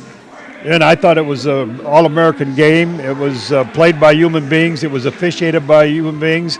And God knows we're not perfect. We go out and do the very best job we can. Why change that? Well, the media changed it. They put so much pressure on them that they eventually went to, the television to tell them whether you're out or safe. And now are they going to go farther? Are they going to go to the strike zone? It kind of looks like it, doesn't it? Yeah, and then what are they going to do with the umpires? You're going to fire them all? No, because they're going to be out there calling balls and strikes. And, and if it isn't the one that they want, they're going to change it. I think it's a mess. I really do. But we'll see what they come up with. I cringe every time I see that little thing come up and tell you where the ball was, and it just got the strike zone. Well, those are often, sometimes they're on an angle. They're not that accurate, Right. And I think that Joe Buck kind of stays away from really opinion on whether it's a ball or a strike. I've heard him, announce quite a few now that I've been retired. So, well, it's just one of those situations that I can imagine as a former umpire that it wasn't obviously there like it is now, and I can just imagine what those guys have to deal with because it's just that much more scrutiny that's piled onto them. Yeah, and like I say, that's what the public wants, I guess. That's the only thing I can figure, I know that if they had instant replay when I was in the World Series in 1985, I wouldn't probably be here today because nobody had known who I was. Well, not that I used it as that; it's just that it turned out that way. Well, it's not like you were. It's not like you were looking to make that call. No. I'm sure No, you. The guy said, "How much money did you make on that call?" And I said, "I didn't make any money." He said, "Well, what are you doing going to all these different events?" And I said, "Well, got to have expenses, Right. But you would have preferred it to be a routine play. Absolutely. Yep. That's the last thing you want to do is miss a play in the World Series. Well, and then in the seventh or the ninth inning or whatever it was, and have that hanging over them. Well, Excuse me. It's unfortunate because you bring your name up in the '85 World Series. Obviously, we all know if you've watched baseball the name Jim Joyce, and it wasn't his in the World Series, but the perfect game a couple years ago at first base. And he's in today's world one of the best umpires in Major League Baseball right now. Is this base hit down the right field line? Darvill has a leadoff single to begin the sixth inning, but Jim Joyce had a out call at first that he said safe. It was a perfect game. That would have ended in a perfect game. It wound up not, and we know his name now because of that. Exactly. It's not like he was intentionally wanting to put his name in the media by any means. No, they call it the Denkinger League, and nobody wants to join it. And I called him. I said, "How you doing?" He said, "I said it's not easy," and I said, "I understand that." I said, "You just got to keep the faith and go back out and do the best you can." And he said, he thanked me for calling when we were good friends. I've had him on my crew, and that, and it's just you go in to make that call, and if you get yourself in a position where you're watching the foot and listening for the tag or the glove, which is 99% of the time what you're doing, you're fine. Right. But if that ball comes to the first baseman and it doesn't make any sound and you're looking at the bag, you just merely call him safe because you didn't hear that he was out. Right. And that's what happened to Joyce. That's what happened to me. It's just one of those things. You had an opportunity to umpire in 3 separate World Series. 4. 4 World Series. Yeah. Is there? Obviously, they all are memorable because it's not very easy to be selected to be on a World Series crew. Is there one particular series that? I mean, obviously, the first one probably most memorable because it was your first one you did. But never forget it. Yeah, it was in the Dodgers in Oakland, and it was in 1974. You know who was in that World Series? 74. Well, you mentioned the Dodgers, right? Yeah.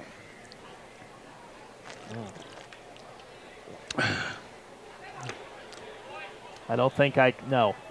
I know you were in the 80, right? So that I was in the 80. I know the 80. You know that one because that was Kansas City and Philadelphia. Phillies. Yep. And I know 85. Went 6. That one went 6. But I don't know. I don't know the first one. 82 was the Oakland.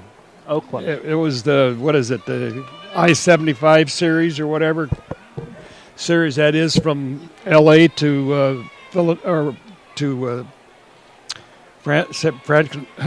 San Francisco. Why was that one was so memorable? Well, it was my first one, and I got a chance to work the plate, so I kind of got that monkey off my back. You get to do everything. I was not the crew chief.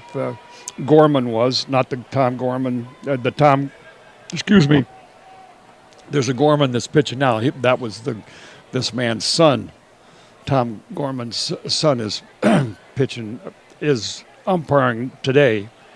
But it only went 5 games.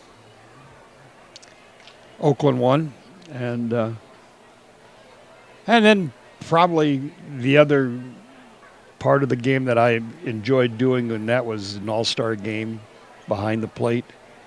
You're dealing with the very best that there is to play the game, to pitch the game, and it's just something that I really wanted to do badly. I've been in 2 other all-star games, but never behind the plate until the 3rd one. So it was memorable. So I remember watching the screen before the game. Matt, and you talked about Morris and the 10-inning shutout that he pitched, or complete game that he pitched. You've had Nolan Ryan. You had a no-hitter. What was the most memorable game that you umpired? Was it one of those 2, or is there another one?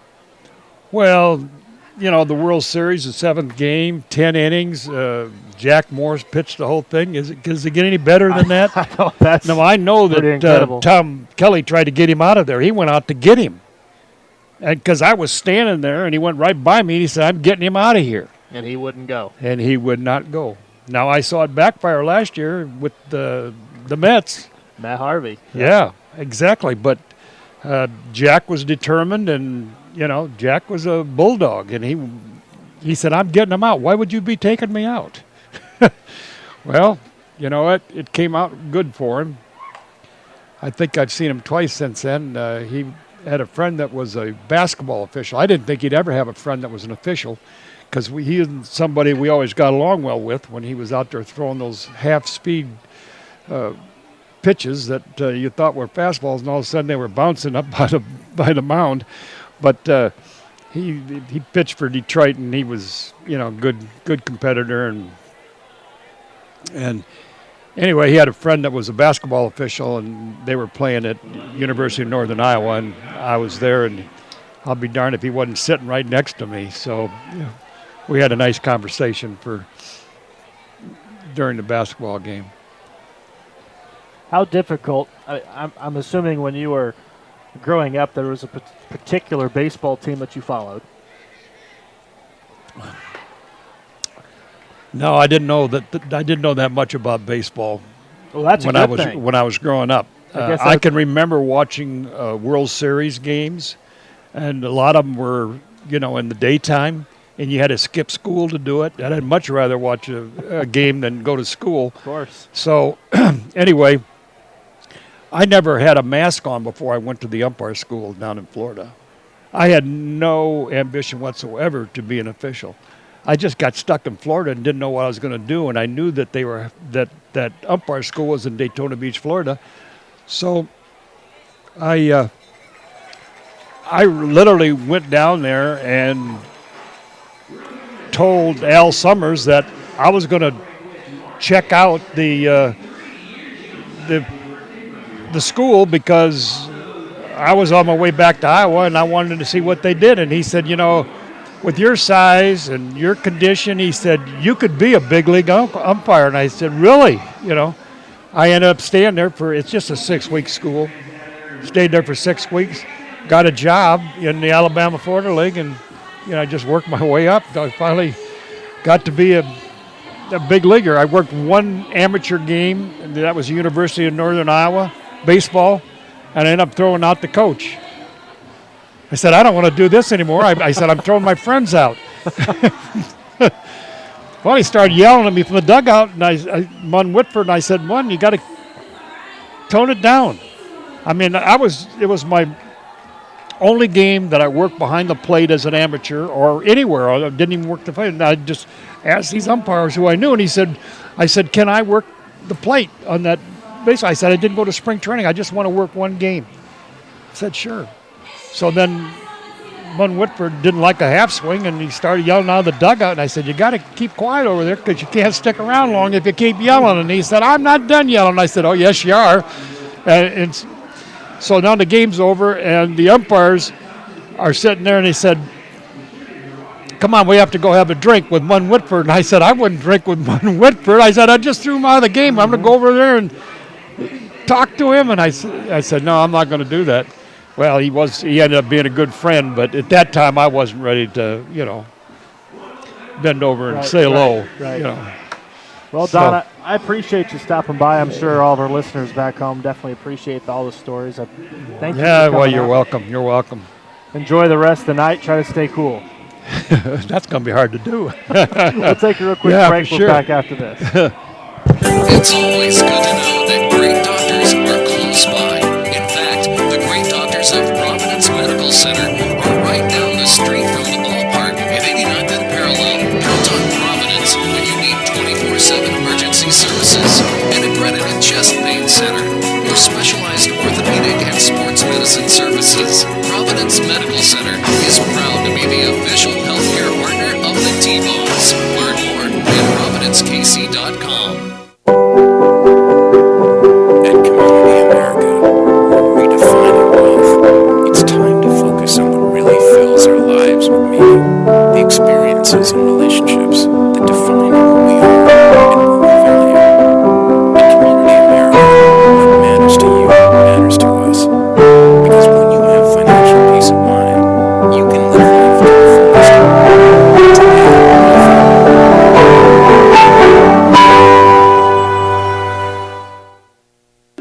I loved when the ice cream truck came around as a kid, the familiar music and the cool treats on a hot summer afternoon. It's your happy place. How about Frosty Treats ice cream truck at your next corner? FrostyTreats.com. Country Inn and Suites in Village West is the official hotel of the KC T-Bones. We conveniently share the parking lot with the stadium and offer access to the best shopping and entertainment. Enjoy a comfortable stay with top-notch services and amenities. Start your day off right with our Be Our Guest breakfast. Our exceptional service makes Country Inn and Suites the ideal hotel in KC for anyone traveling for business or pleasure. Stay with us on your next trip and we'll have you saying, I love this country. Book today at countryends.com/Kansas City KS. Bottom of the sixth inning. Nathan Moore back with you live at Community America Ballpark, Kansas City, Kansas. Kind of a little bit of a longer break. So a couple of outs in the bottom of the sixth inning. It's a 4-1 lead for Winnipeg, and up comes the second baseman, Brett Wiley. 2 outs, bases are empty for KC. 0 for 2 on the night is Wiley. Winnipeg, 4 runs on 9 hits, no errors. On the other side, Kansas City has 1 run on 3 hits. And a sinking line drive will make it 4 hits for Kansas City as Wiley has his first hit of the game. So Kansas City, a 2-out base runner. And that'll bring up the speedy center fielder, Tyler Massey. 4-1 lead right now for the Goldeyes. They scored back-to-back 2-run innings in the first and the second to get themselves out to that 4-0 lead. Kansas City added their only run of the game in the fourth. Massey scored that run in the fourth on a 2-out RBI single by Jake Blackwood. The Goldeyes of Winnipeg in town for a quick 3-game series. Kansas City will head to Winnipeg at the end of next week for a 3-game series. It'll be Friday, Saturday, Sunday in Canada.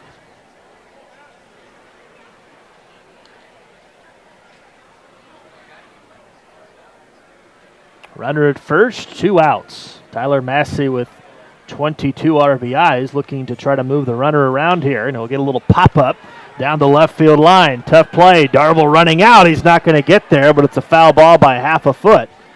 Good news for Winnipeg, or that would have been another run for KC. Instead, it falls in foul, and the count's now 0-2 on KC center fielder Tyler Massey. First pitch around 7:15 tonight. We are closing in on 9 o'clock in the evening. We're in the bottom of the 6th. 4 runs on 9 hits for the Goldeyes. 1 run, 4 hits for Kansas City, and it's been a pretty dominating performance thus far by Ethan Carnes, who's allowed just 4 hits on 76 pitches. Wiley a small lead at first, not running. 0-2 pitch a bit outside. The count is 1-2. As we look ahead of this series, Kansas City tomorrow night will send out David Holman against Mikey O'Brien. Then on Sunday afternoon, Mike Kickham will face off against Kevin McGovern. So another lefty in the rotation for Winnipeg. Pickoff attempt to first, and Wiley is back in safely. So Holman and Kickham will finish the series tomorrow and Sunday. Then Jordan Cooper will get the start on Monday evening. A 3-game series against Gary. Tickets available at TBONESBaseball.com for any of the remaining 5 games on this homestand, or any game remaining in 2016. This pitch will have to wait. Another pickoff attempt to first. It's not even close. A very hot evening in Kansas City. Even though we're getting close to 9, we are still in the low 90s, and it is very, very humid. 1-2 pitch and another foul on the third base line. The count stays 1-2. Kansas City in those maroon tops, white pants. Goldeyes in the gray tops, gray pants, black numbers and lettering. Decent crowd here tonight. They are fighting through the heat.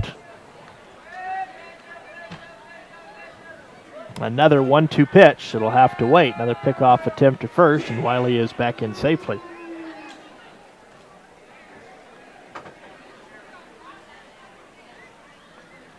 Another lefty-lefty matchup. See if Massey can get his second hit of the night. Big breaking ball hammered down the right field line. Has a chance if it's fair. It is fair. Home run, Tyler Massey. Home run number 6. And just like that, Kansas City pulls within a 4-3 game as Tyler Massey hits a 2-out, 2-run home run in inning number 6.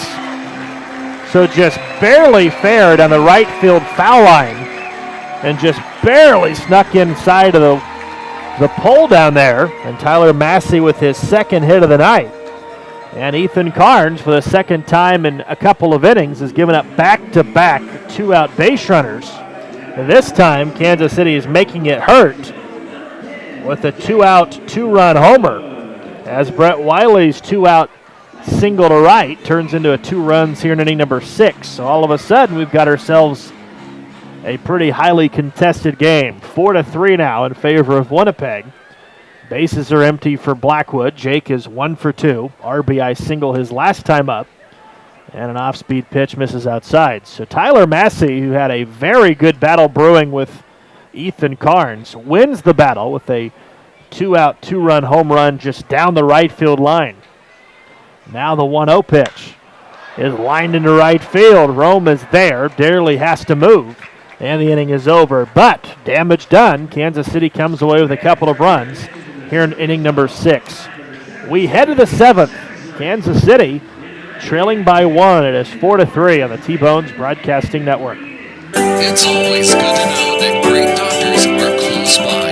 In fact, the great doctors of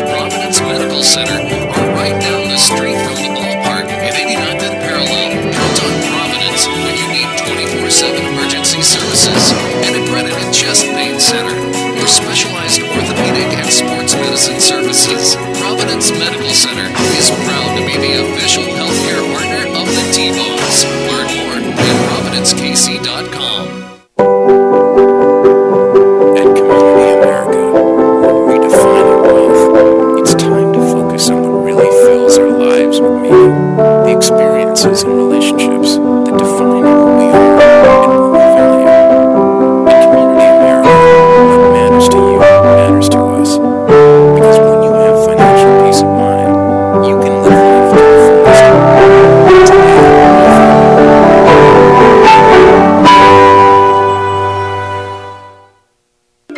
I loved when the ice cream truck came around as a kid, the familiar music and the cool treats on a hot summer afternoon. It's your happy place. How about Frosty Treats ice cream truck at your next door? FrostyTreats.com.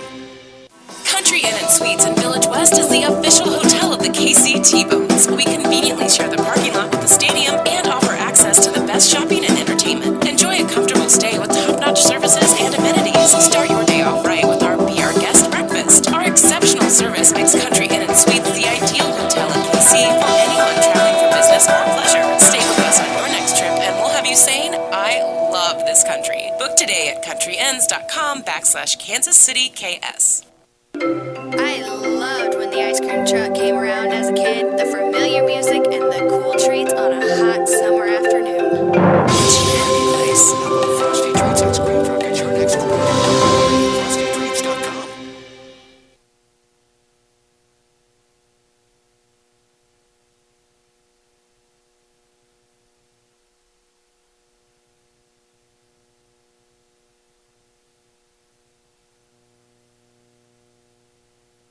It's always good to know that great doctors are close by.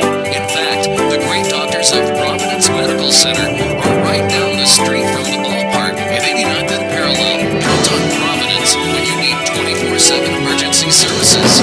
An accredited chest pain center for specialized orthopedic and sports medicine services. Providence Medical Center is proud to be the official healthcare partner of the T-Bones. Learn more at providencekc.com.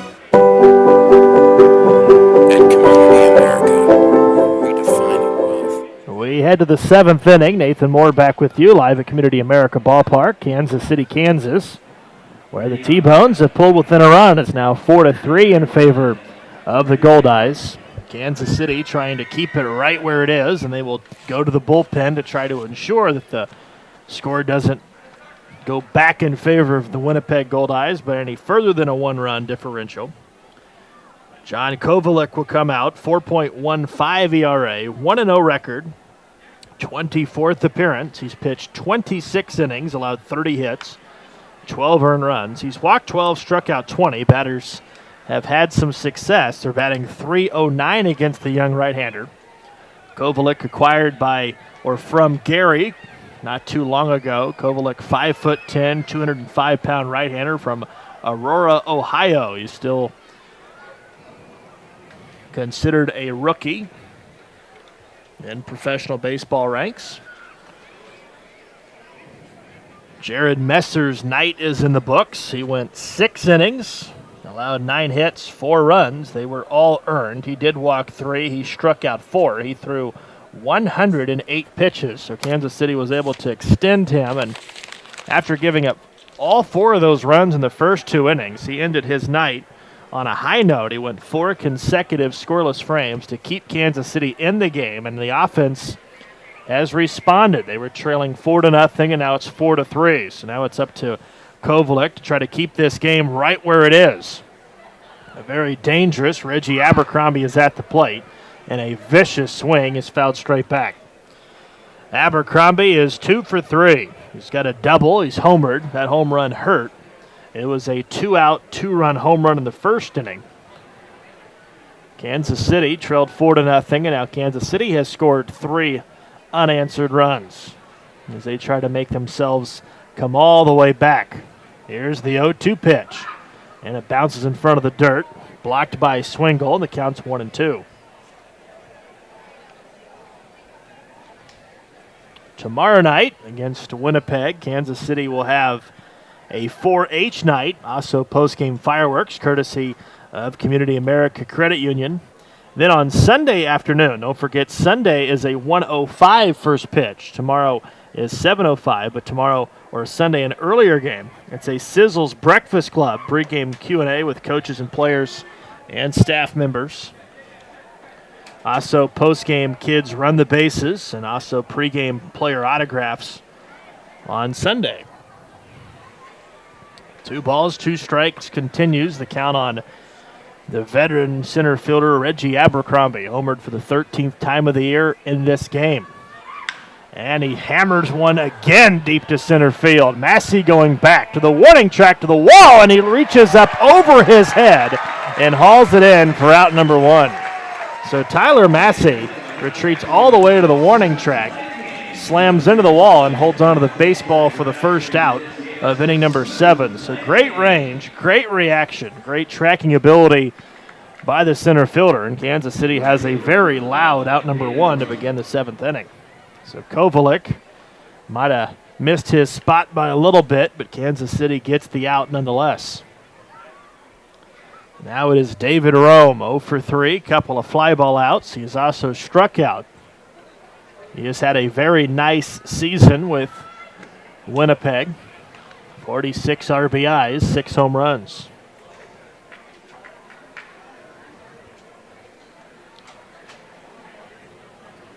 We are in the 7th, 4-3 lead for Winnipeg. Kovalik comes set. The 1-0 pitch is ripped down the right field line, hooking foul, and it will reach the seats on the right side and ricochet back onto the field of play where Rodriguez will have to go pick up the baseball. In the bottom of the 7th inning, Kansas City will have their 5, 6, 7 hitters, Gallus, Mojica, Rodriguez.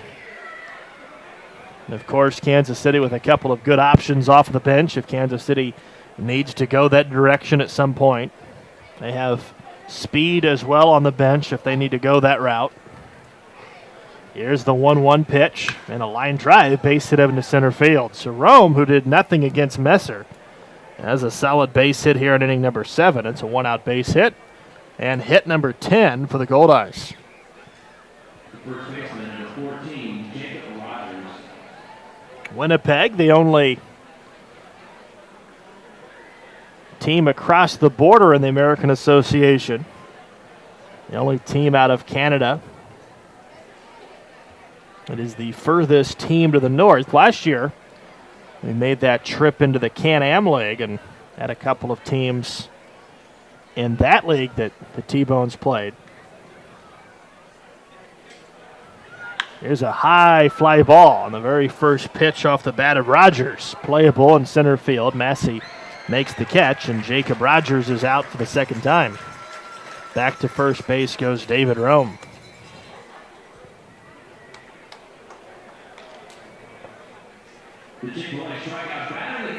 Top of the 7th, 4-3 lead Winnipeg. First game of the series. Kansas City would like to take the early advantage of the series. Not only that, but Kansas City needs to find a way to snap a 2-game losing streak.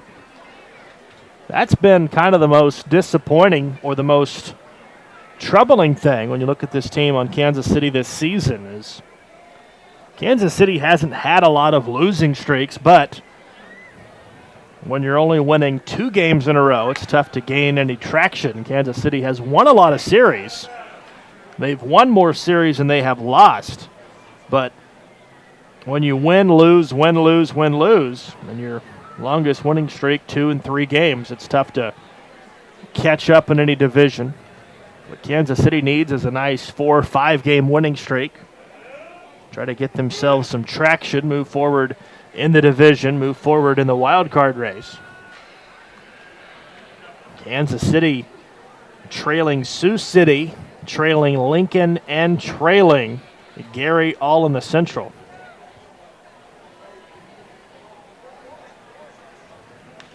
Cassio Grider at the plate, the 1-0 pitch, way outside, 2-0. Action in the bullpen for Winnipeg as a right-hander begins to throw. So we might have seen the end of Ethan Carnes as he has allowed 3 runs in 6 innings, which is still a quality start for Winnipeg. Perhaps the skipper Forney will try to extend their lefty 1 more inning.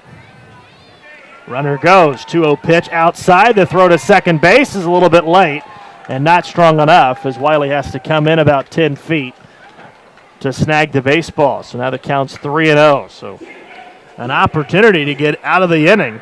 David Rome stealing second base, and Swingle just not enough on the throw, and it also pulled Wiley in off of the bag. So that is a stolen base, the second stolen base we've seen in the game, and now a runner in scoring position for Cassio Grider.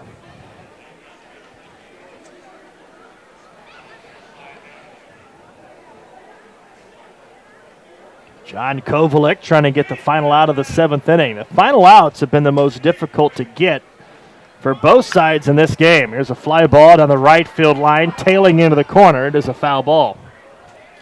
The first pitch, that is a strike now on Grider, as the count's now 3-1. He had the green light. We'll take a look at the American Association scoreboard in just a second. See how the rest of the league is.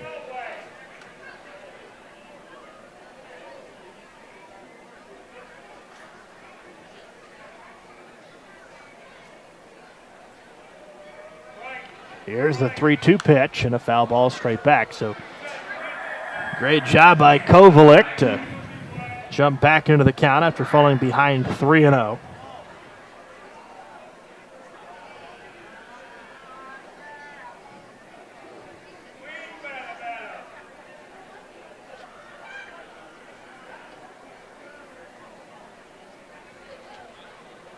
Three balls, 2 strikes. Grider at the plate, and the pitch is a little bit low.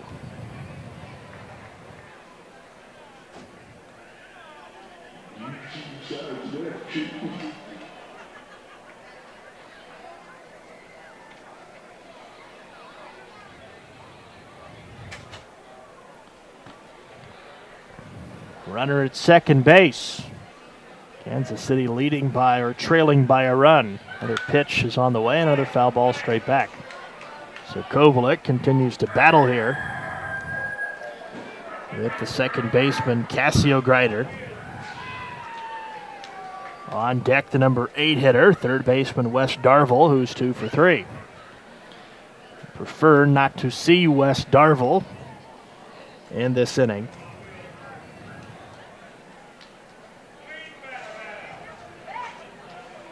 And another 3-2 pitch. Fly ball, right field. Should be the end of the inning. Rodriguez looking up, makes the catch, and the inning is over. So Kovalik gets out of some trouble in inning number 7 as the Goldeyes strand a runner in scoring position. We head to the bottom of the 7th. Time to stretch as the Goldeyes have a lead in the first game of the series. It is 4-3 in favor of Winnipeg. Back after this on the T-Bones Broadcasting Network. It's always good to know that great doctors are close by. In fact, the great doctors of Providence Medical Center are right down the street from the ballpark at 89th and Parallel. Count on Providence when you need 24/7 emergency services, an accredited chest pain center, or specialized orthopedic and sports medicine services. Providence Medical Center is proud to be the official healthcare partner of the T-Bones. Learn more at providencekc.com. At Community America, we're redefining wealth. It's time to focus on what really fills our lives with meaning, the experiences and relationships that define who we are and who we value. At Community America, what matters to you matters to us. Because when you have financial peace of mind, you can live life to the fullest.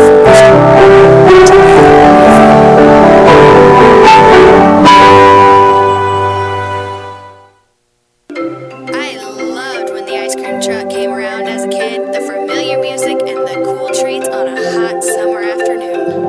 It's a happy place. How about Frosty Treats ice cream truck at your next corner? FrostyTreats.com.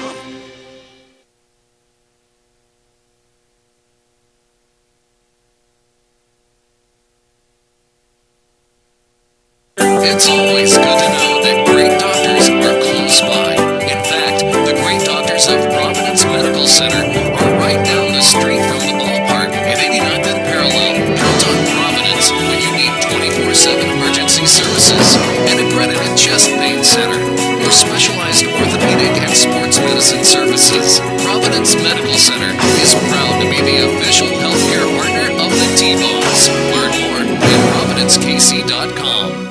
At Community America, we're redefining meaning, the experiences and relationships that define who we are and what we value. At Community America, what matters to you matters to us. Because when you have financial peace of mind, you can live life to the fullest.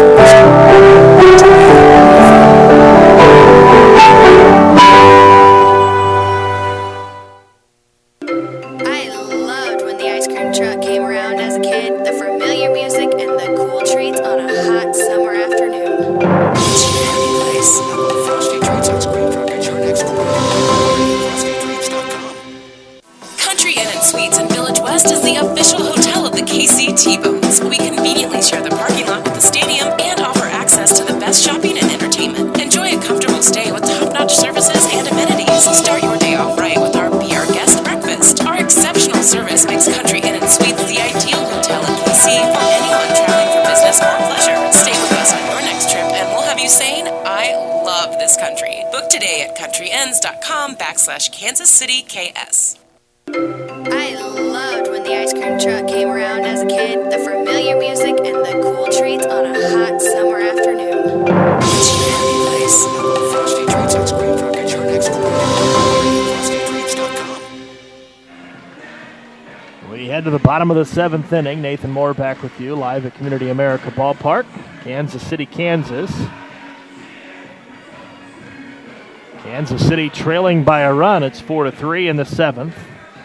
New pitcher in for the Goldeyes, and then out of the bullpen is Brandon Shimo. Shimo, 6'2", 197-pounder out of Pennsylvania. Last year pitched for Sussex County. And he is in for the first time in the series. He will face the 5, 6, 7 batters of Gallus, Mojica, and Rodriguez.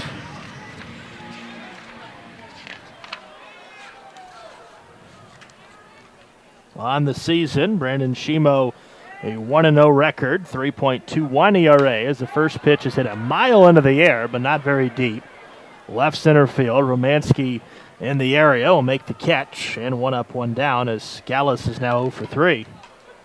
Shimo making his 27th appearance and is tied for the team lead in that department. 1 save, 33 2/3 innings pitched, 31 hits, 12 earned runs. He's walked 9, struck out 25, and batters are batting .248 against the young right-hander. So that'll bring up Mojica. Mojica 0 for 2 in the night, batting over .350. No home runs on the season for Kansas City.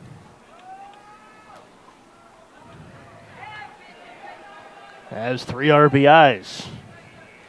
Right-handed third baseman takes a first pitch strike, 85-mile-per-hour fastball. Starlin Rodriguez will follow if anybody else gets on base, and Vladimir Frias will have an opportunity. Here's the 0-1 pitch. Good breaking ball for a strike, and the count's 0-2. That pitch, a lot of movement, started way inside, caught the inside corner, so really good pitch there by Shimo. Now the 0-2 pitch.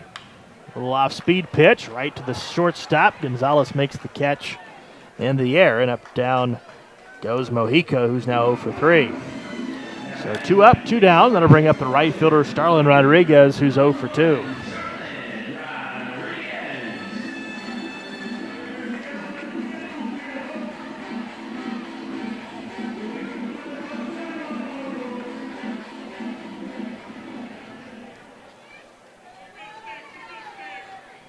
Rodriguez batting .254, a couple of home runs, 14 RBIs. Showed a bunt, but the ball hit the ground before it crossed the plate, and the count's 1-0. Starlin is 0 for 2. He's grounded out to the second baseman, Greider, twice.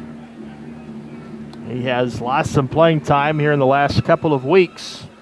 The young right fielder of Dalton Wheat has been pretty consistent. And Tyson Gillies has played really well in left. A nice fast, quick hand swing right there, but Rodriguez pulled it a bit foul. 1 ball, 1 strike. Game 2 of the series tomorrow night, and then the series finale on Sunday afternoon. Goldeyes coming in with a 32-26 record. That is a 6-game mark above 500. They're right in the midst of that North Division, trailing only St. Paul. Big swing and a miss on an off-speed pitch, and the count's 1-2. Ethan Carnes on the night finishes with 82 pitches thrown. He allowed 3 runs in 6 innings. He allowed just 5 hits, no walks, and struck out 2. The big hit was the home run, 2-run home run by Massey. Now just kind of lunging at one, slapping one in a left center field, and Reggie Abercrombie coming out of nowhere, able to run it down for the 3rd and final out of the 7th inning. So doing the job was Shimo, and down in order 1, 2, 3 go the T-Bones in the 7th. We head to the 8th. Got ourselves a game. It's 4-3 in favor of Winnipeg on the T-Bones Broadcasting Network. At Community America, redefining wealth, it's time to focus on what really fills our lives with meaning, the experiences and relationships that define who we are and what we value. At Community America, what matters to you matters to us. Because when you have financial peace of mind, you can live life to the fullest.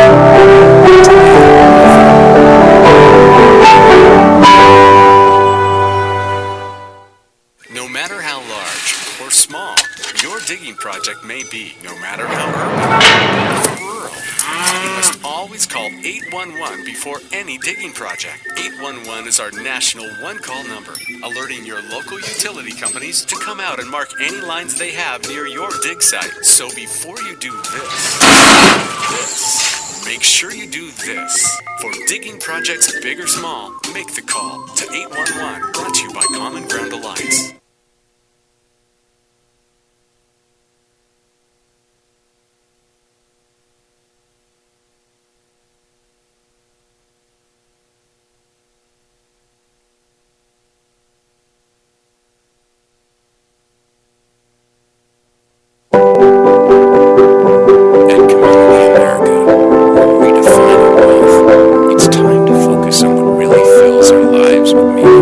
Experiences and relationships that define who we are and what we value. At Community America, what matters to you matters to us. Because when you have financial peace of mind, you can live life to the fullest.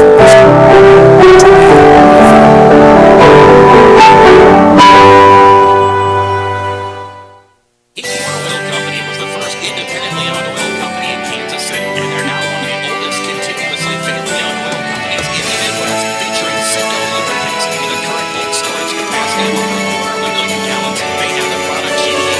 The Heathline Citgo design is Citgo lubricant program to reduce costs and increase production. Call 913-321-1764 or email sales@heathloyoil.com. Heathline Citgo, your lubrication specialist since 1926. We head to the 8th inning. Johnny Shuttlesworth is in for Kansas City. Nathan Moore back with you in the 8th inning. 4-3 lead for the Goldeyes. First game of a 3-game series. Game 1 of a 6-game homestand for Kansas City. Shuttlesworth is in for the 21st time, 16th time out of the bullpen. 1-0 pitch to Wes Darville, a little bit low, and the count is 2-0. Kovalik, 1 inning, 1 hit. He threw 17 pitches in his scoreless frame. Now it is up to Shuttlesworth and his comrades to keep it right there, but not a good start. 3-0 as the 89-mile-per-hour fastball misses inside. 8-9-1 hitters. Darville is 2 out of 3. And a 4-pitch walk to begin the 8th inning. So Johnny Shuttlesworth having some control issues immediately out of the bullpen and in a 1-run game late in a game. That is a huge, huge free pass for Shuttlesworth. Walk number 17. He has walked 17, struck out 42. Batters are batting .319 against the right-hander. 2 wins, 4 losses, and a 5.60 ERA for Johnny Shuttlesworth. Number 9 batter, Carlton Tanabe, is at the plate. Mojica is expecting a bunt as the third baseman is on the infield grass.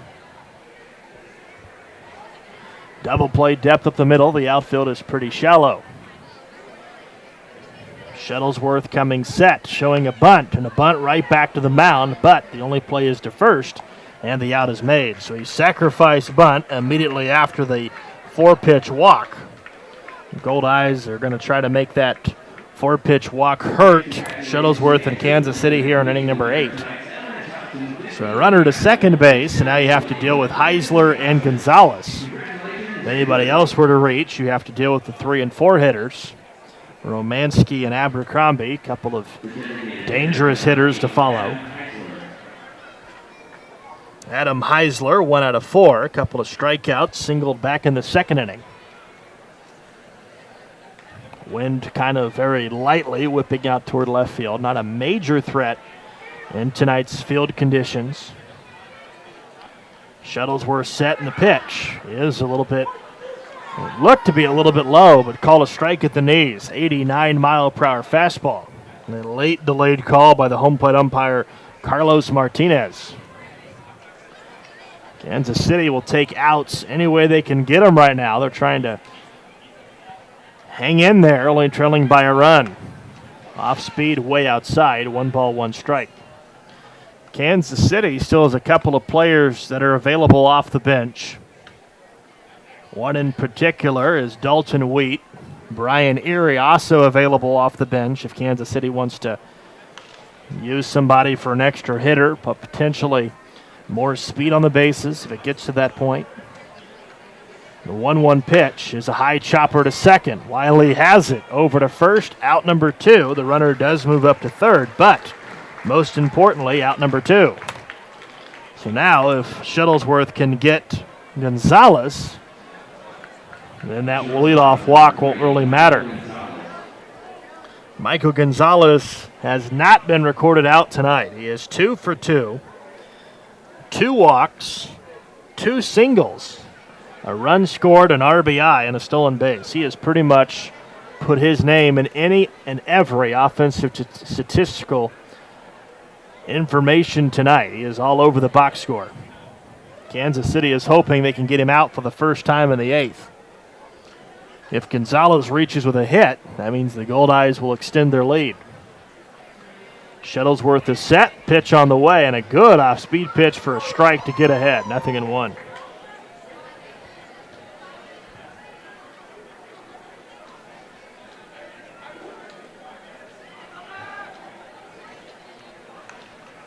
One strike on the speedy Michael Gonzalez. And the pitch. A little pop foul out of play to the right side. 0-2.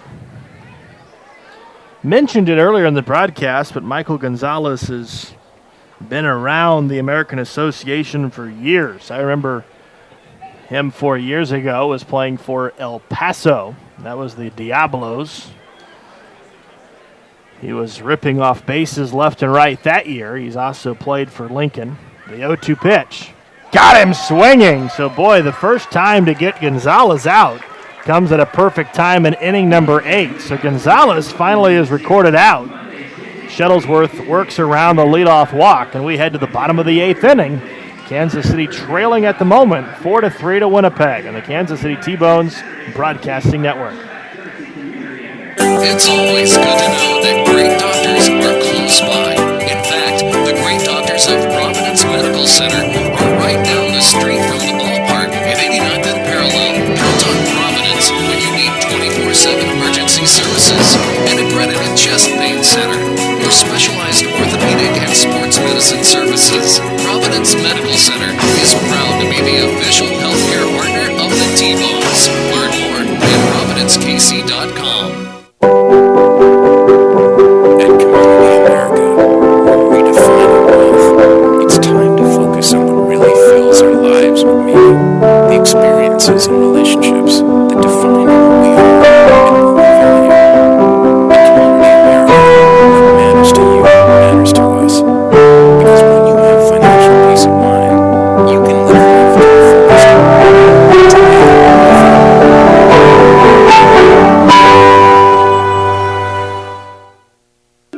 I loved when the ice cream truck came around as a kid. The familiar music and the cool treats on a hot summer afternoon. It's your happy place. How about Frosty Treats ice cream truck at your next corner? FrostyTreats.com. Country Inn and Suites in Village West is the official hotel of the KC T-Bones. We conveniently share the parking lot with the stadium and offer access to the best shopping and entertainment. Enjoy a comfortable stay with top-notch services and amenities. Start your day off right with our Be Our Guest breakfast.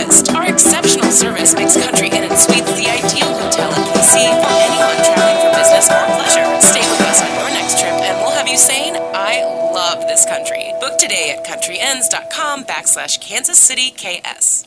I loved when the ice cream truck came around as a kid. The familiar music and the cool treats on a hot summer afternoon. It's your happy place.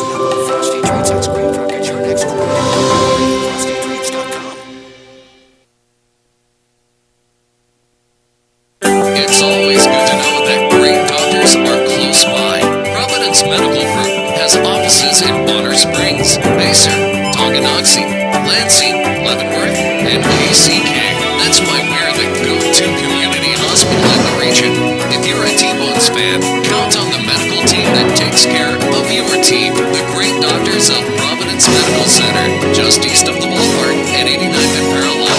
Learn more at providencekc.com. Indian Oil Company was the first independently owned oil company in Kansas City, and they're now one of the oldest continuously family-owned oil companies in the Midwest, featuring single lubricants with a current bulk storage capacity of over 250,000 gallons. They have the products you need. The Heatwood and Citgo designed a Citgo lubricant program to reduce costs and increase production. Call 913-832-11764 or email sales at heatwoodoil.com. Heatwood and Citgo, your lubrication specialist since 1926. We head to the bottom of the 8th inning. Nathan Moore back with you. 4-3 lead for Winnipeg in the first game of the series. New pitcher for the Goldeyes. In out of the bullpen is Eric Eatington. 2-2 record, 2.55 ERA. He also has a save. He has pitched in 25 games, making his 26th appearance. 24 innings. He's allowed 12 hits, 12 runs, 17 walks, 32 strikeouts, and batters are only batting 152 against the left-hander. So Eatington is in. 6'2", 215-pounder from California.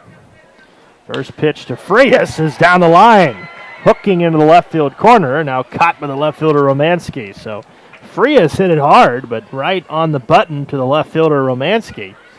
And the first out is made in inning number 8. That will bring up the catcher, Steve Swingle, who is 0 for 2. So Vladimir Frias, who's now 1 for 3 in the game, couldn't have hit the ball any harder, but unfortunately, Romanski was playing him perfectly and really barely had to move to make the catch. Steve Swingle looking for a big hit here in the 8th and trying to tie the game, swung and missed. 92-mile-per-hour fastball. Steve is 0 for 2. Grounded into an inning-ending double play in the 3rd. He's also flied out to center. Getting the start tonight, no Brian Erie. Here's a pop foul straight back, and the count's 0-2. Tyson Gillies will follow. Then you've got the 2, 3, 4 hitters, Wiley, Massey, and Blackwood. So Kansas City still with a lot of life in this game. They trail by a run. They've been out hit tonight 10-5. 0-2 pitch, called third strike on the inside corner, so Steve Swingle's night at the plate might have gone down as a night to forget for him. 0 for 3, and that time is caught looking. So 2 up, 2 down, and up comes Gillies, who's 0 for 3. Only 5 hits in the game. 2 of those have come from Massey. 1 from Wiley, 1 for Blackwood, and then Vladimir Frias had a single in the 3rd. That has been it. And the first pitch to Gillies is a called strike.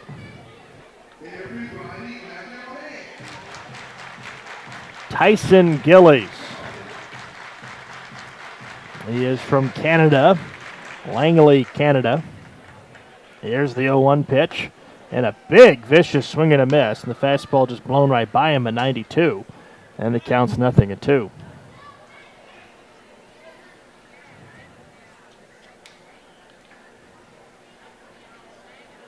Lefty-lefty matchup. 2 outs, bases are empty. We're in the bottom of the 8th. And a broken back grounder right back to the pitcher. And a very quick 1-2-3, bottom of the 8th inning on the Kansas City offensive side. We head to the 9th. Still got ourselves a game. It's 4-3 in favor of the Goldeyes. Back after this on the T-Bones Broadcasting Network. It's always good to know that great doctors are close by. In fact, the great doctors of Providence Medical Center are right down the street from the ballpark at 89th and Parallel.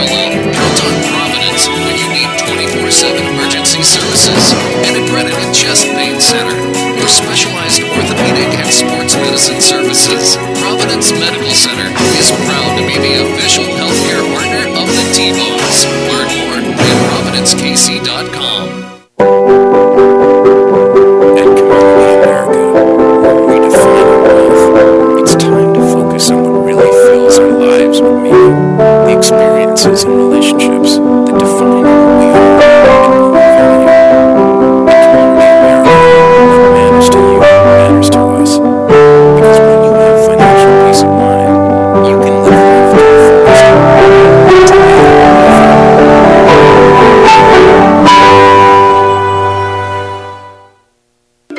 I loved when the ice cream truck came around as a kid, the familiar music and the cool treats on a hot summer afternoon. It's your happy place. How about Frosty Treats ice cream truck at your next corner? FrostyTreats.com. Country Inn and Suites in Village West is the official hotel of the KC T-Bones. We conveniently share the parking lot with the stadium and offer access to the best shopping and entertainment. Enjoy a comfortable stay with top-notch services and amenities. Start your day off right with our Be Our Guest breakfast. Our exceptional service makes Country Inn and Suites the ideal hotel in KC for anyone traveling for business or pleasure. Stay with us on your next trip and we'll have you saying, I love this country. Book today at countryends.com/Kansas City KS. I loved when the ice cream truck came around as a kid, the familiar music and the cool treats on a hot summer afternoon. It's your happy place. How about Frosty Treats ice cream truck at your next corner? FrostyTreats.com. Johnny Shuttlesworth will stay in the game in the top of the ninth inning.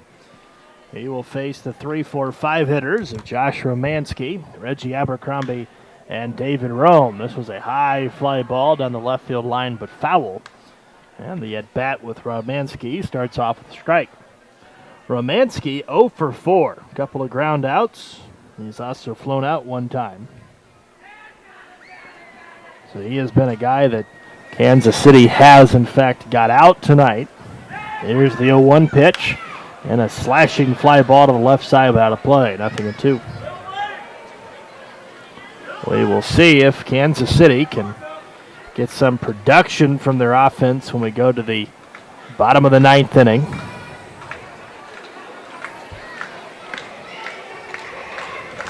Right now, though, the most important factor is Shuttlesworth trying to get out of the top of the ninth. That pitch just barely missed the outside corner. 1 ball, 2 strikes. Top of the ninth, 4-3 lead, Winnipeg. First game of the series. Now the 1-2 pitch. And it bounces in front of the plate. And the count's now 2-2. So that one obviously missing the mark. Shuttlesworth worked around a leadoff walk in the 8th. Trying to get a quicker, more efficient ninth inning under his belt. Kansas City will have a very good part of the lineup in the ninth due up. They've got Wiley, Massey, Blackwood, and then Gallus. 2, 3, 4 hitters. And then, of course, Gallus is in the 5 spot. Here comes the 2-2 pitch. Breaking ball and a foul ball straight back. And the count stays 2-2. Game 1 of 6 on this homestand for Kansas City. Then a 3-game quick road trip to Canada to face Winnipeg, and then Kansas City will have the following 3 days off for the All-Star break before returning to the road for a 4-game series against Sioux City. 2 balls, 2 strikes on Romanski, and that'll have to wait.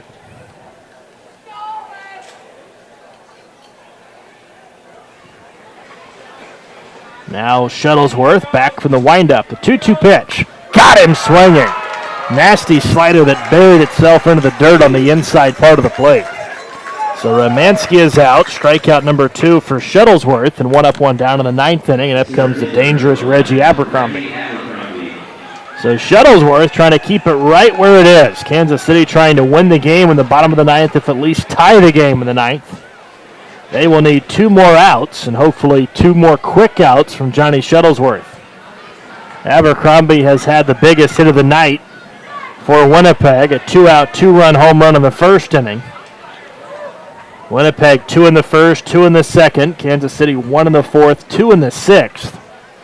Here's the 1-0 pitch, and a big swing and a miss on a changeup. 1 ball, 1 strike. Reggie Abercrombie is a A veteran through and through. 6'3", 215-pounder. Born on July 15th back in 1980. Big swing and a miss, more like a golf swing, and the count's 1-2. Abercrombie from Columbus, Georgia. A veteran with a lot of power. Last year turned the season around at the end of the year, but when he came to Kansas City last year, he was struggling mightily. He hit 11 home runs last year in the season. He's got 13 this year, and that is third hit of the game. It's a one-out single in the ninth. So Abercrombie has 3 hits. He's a triple shy of the cycle. And that'll continue the inning for the right fielder, David Rome, who is 1 out of 4. One perfectly placed ground ball would be nice. Kansas City would like to see a chance to turn a double play. Move the game into the bottom half of the ninth. Goldeyes trying to add to their lead for the first time since the second inning. Throw to second or throw to first. Abercrombie almost out. He rarely slides. Almost out as he jogged back standing up.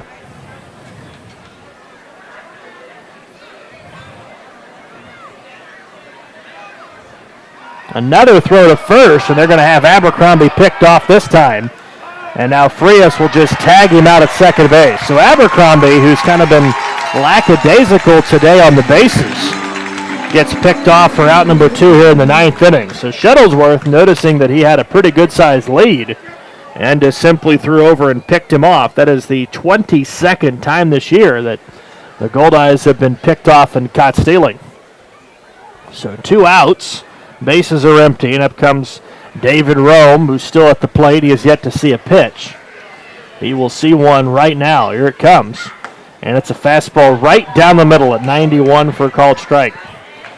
Johnny Shuttlesworth, since kind of converting from a starter to a reliever, you've seen the velocity really go up. Added a couple of miles per hour in the fastball. High chopping ground ball to third. Tough hop. Mojica has it. Over to first in time for the out. What a play by Jimmy Mojica. And Johnny Shuttlesworth shuts him down in order with a 1-2-3 ninth inning. We head to the bottom of the ninth. Do or die time for Kansas City as Winnipeg has a 4-3 lead. Back after this on the T-Bones Broadcasting Network. It's always good to know that great doctors are close by. In fact, the great doctors of Providence Medical Center are right down the street from the ballpark at 89th and Parallel. Count on Providence when you need 24/7 emergency services. An accredited chest pain center for specialized orthopedic and sports medicine services. Providence Medical Center is proud to be the official healthcare partner of the T-Bones. Learn more at providencekc.com.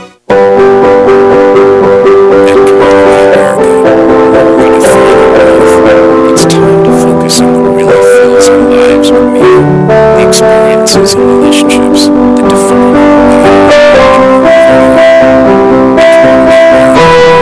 Matters to you, matters to us. Because when you have financial peace of mind, you can live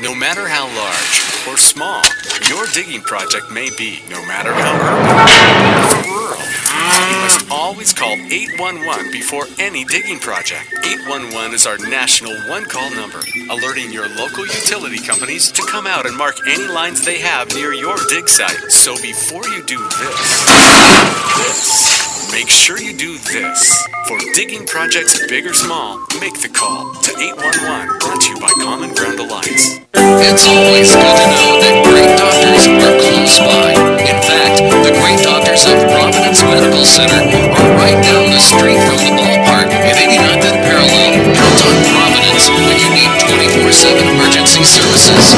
An accredited chest pain center for specialized orthopedic and sports medicine services. Providence Medical Center is proud to be the official healthcare partner of the T-Bones. Learn more at providencekc.com. Eatington will stay on for the bottom of the ninth inning. 4-3 lead, Winnipeg. 2-3-4 hitters, Wiley, Massey, Blackwood for Kansas City. A couple of left-handers coming up against the lefty. And the first pitch is way outside. Wiley, 2-out single in the sixth inning, came around to score on the 2-out, 2-run home run by Massey. So he is 1 out of 3. He would represent the tying run should he get on. And the 1-0 pitch is fouled straight back, and the count's even, 1 ball, 1 strike. Wiley batting .333, 5 home runs, 30 RBIs. Once again, he has done the bulk of that damage in the bottom third of the order. Just here recently was he moved in the top part of the order. Pretty good game tonight. Looked kind of rough to begin with. Here's the 1-1 pitch and a little popper foul to play. That would have been ball 2, and the count's 1 ball, 2 strikes. Messer gave up 4 runs in the first 2 innings. Since then, Kansas City has pitched 7 consecutive scoreless innings. But will it be not enough as Kansas City's time is running out? They need at least 1 run to continue to play. The 1-2 pitch. Smashed but fouled on the right field line, right off of the tarp down into the alleyway, where a fan will reach over the barricade and haul in the loose baseball.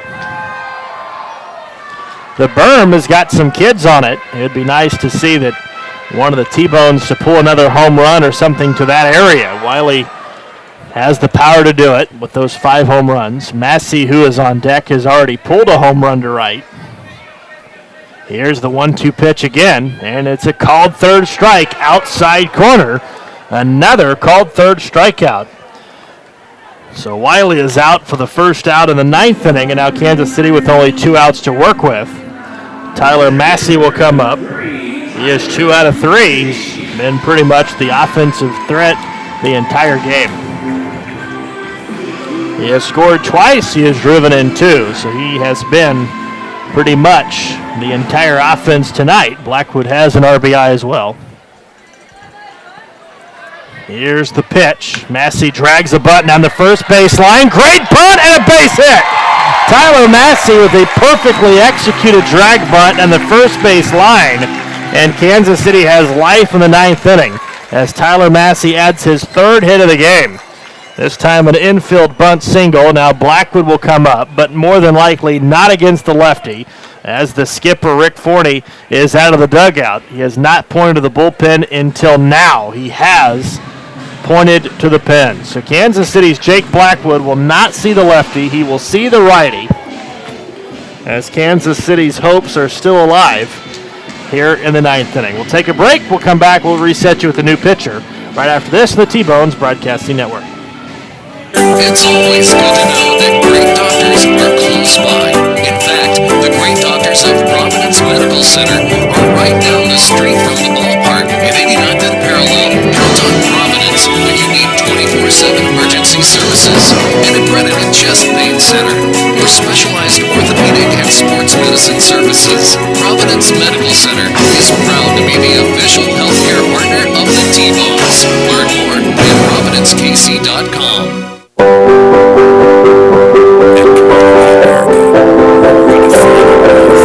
It's time to focus on what really fills our lives with meaning, the experiences and relationships that define matters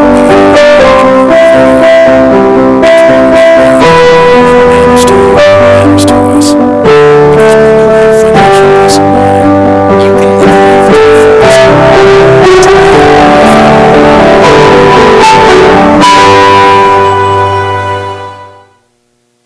I loved when the ice cream truck came around as a kid. The familiar music and the cool treats on a hot summer afternoon. Place. Frosty Treats Ice Cream Truck at your next corner. FrostyTreats.com. Country Inn and Suites in Village West is the official hotel of the KC T-Bones. We conveniently share the parking lot with the stadium and offer access to the best shopping and entertainment. Enjoy a comfortable stay with top-notch services and amenities. Start your day off right with our Be Our Guest breakfast. Our exceptional service makes Country Inn and Suites the ideal hotel in KC for anyone traveling for business or pleasure. Stay with us on your next trip and we'll have you saying, I love this country. Book today at countryinns.com/Kansas City KS. I loved when the ice cream truck came around as a kid. The familiar music and the cool treats on a hot summer afternoon. Place. Frosty Treats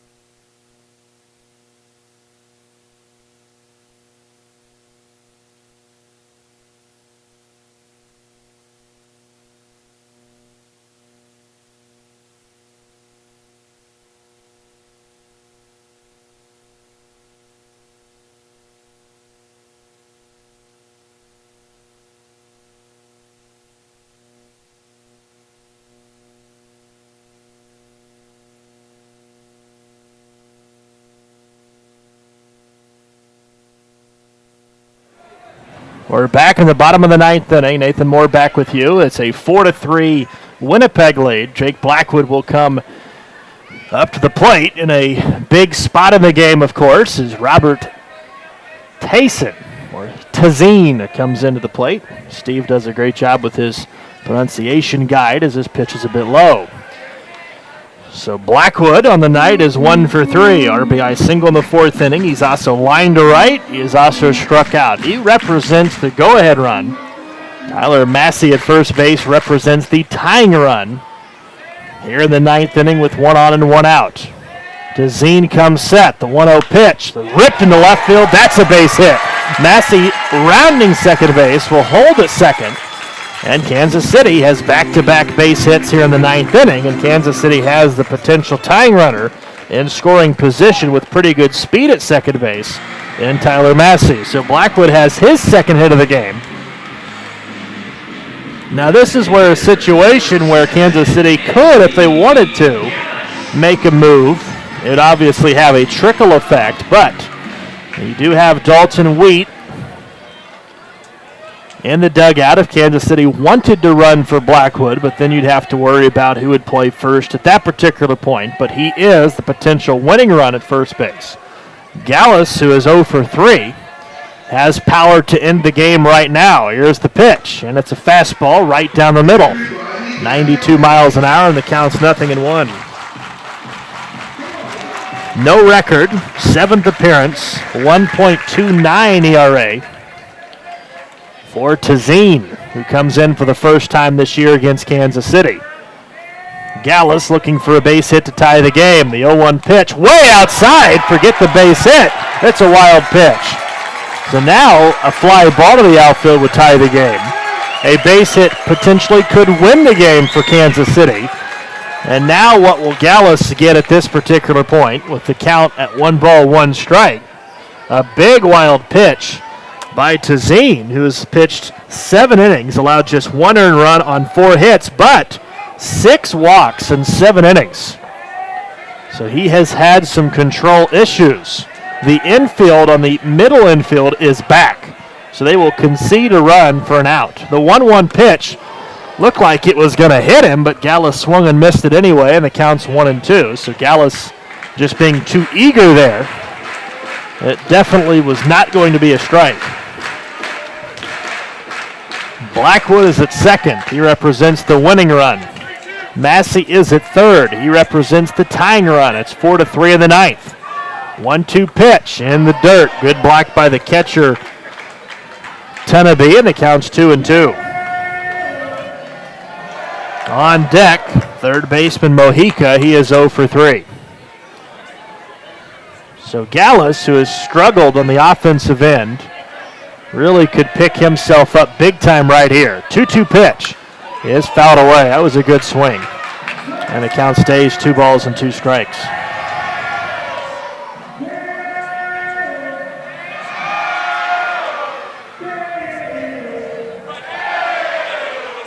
The wind is blowing out toward left. Not a major factor, but it would help Gallus here if he were to pull the baseball to left. The outfield not really that deep. Gallus with power, that's somewhat surprising. 2-2 pitch, swung and foul tipped. He is saved by an inch as it just barely went in and out of the glove of the catcher. So he is staying alive for at least one more pitch. Gallus with 22 RBIs, and after the way he started this season, you would expected him to have a ton more than where he is right now, but he has had some injuries that's popped up this year. He's been kind of nagged a couple of times. 2-2 pitch, try to check his swing. Did he? Yes, and the count has gone the distance. 3-2 strikes. Mojica runs well, so it wouldn't be the worst case scenario, obviously, if Gallus were to reach. It would force a force-out opportunity for the Goldeyes. But Mojica runs a little bit better than Gallus, so that would be more beneficial perhaps. 3-2 pitch, base hit, left field. 1 run is in. Blackwood will stop at third. The game is tied. So Anthony Gallus got a pitch down and in and just ripped it to left field. And Kansas City has tied the game in the ninth. It's now 4-4. So talking at the beginning of the game, just speaking about how really good this bullpen has been for the Goldeyes. The skipper trying to play it by the book, bring in the righty to face Blackwood instead of the lefty. Blackwood ripped a base hit. Gallus with a base hit, both to left field, and now the potential winning run is 90 feet away. And once again, I already talked about the speed factor. Mojica runs pretty well. Now Blackwood is staying in the game. This is somewhat surprising that we do not see Dalton Wheat come in now with the potential winning run 90 feet away. But Maz does not want to bring Wheat in right now. The pitch, breaking ball is a strike, and the count's 0-1. So Mojica, fly ball to the outfield could win the game. That base hit obviously wins the game. It looks like the infield is still up the middle at least, pretty deep. They're in double play depth.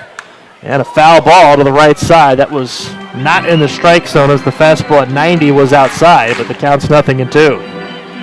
If Mojica can't end the game, then Starlin Rodriguez will have a chance to end the game. But Tyler Massey again jump-starting an offense. 0-2 pitch is fouled off. Right into the dugout of Winnipeg. So Tyler Massey, for the second time tonight, actually, he has been a part of all three frames in which Kansas City has scored. He scored the run in the fourth, hit a two-run homer in the sixth, and a drag bunt with one out in the ninth. He has come around to score. So he has been the offense. The 0-2 pitch. Foul ball. Mojica doing everything he can to stay alive. Shuttlesworth has pitched 2 shutout innings. Kansas City has action in their bullpen. You would prefer, obviously, to see Mojica get the job done right here with 1 out. Situational hitting to win the game. Coming set, 0-2 pitch. Mojica fouls it away, straight back, so he continues to battle.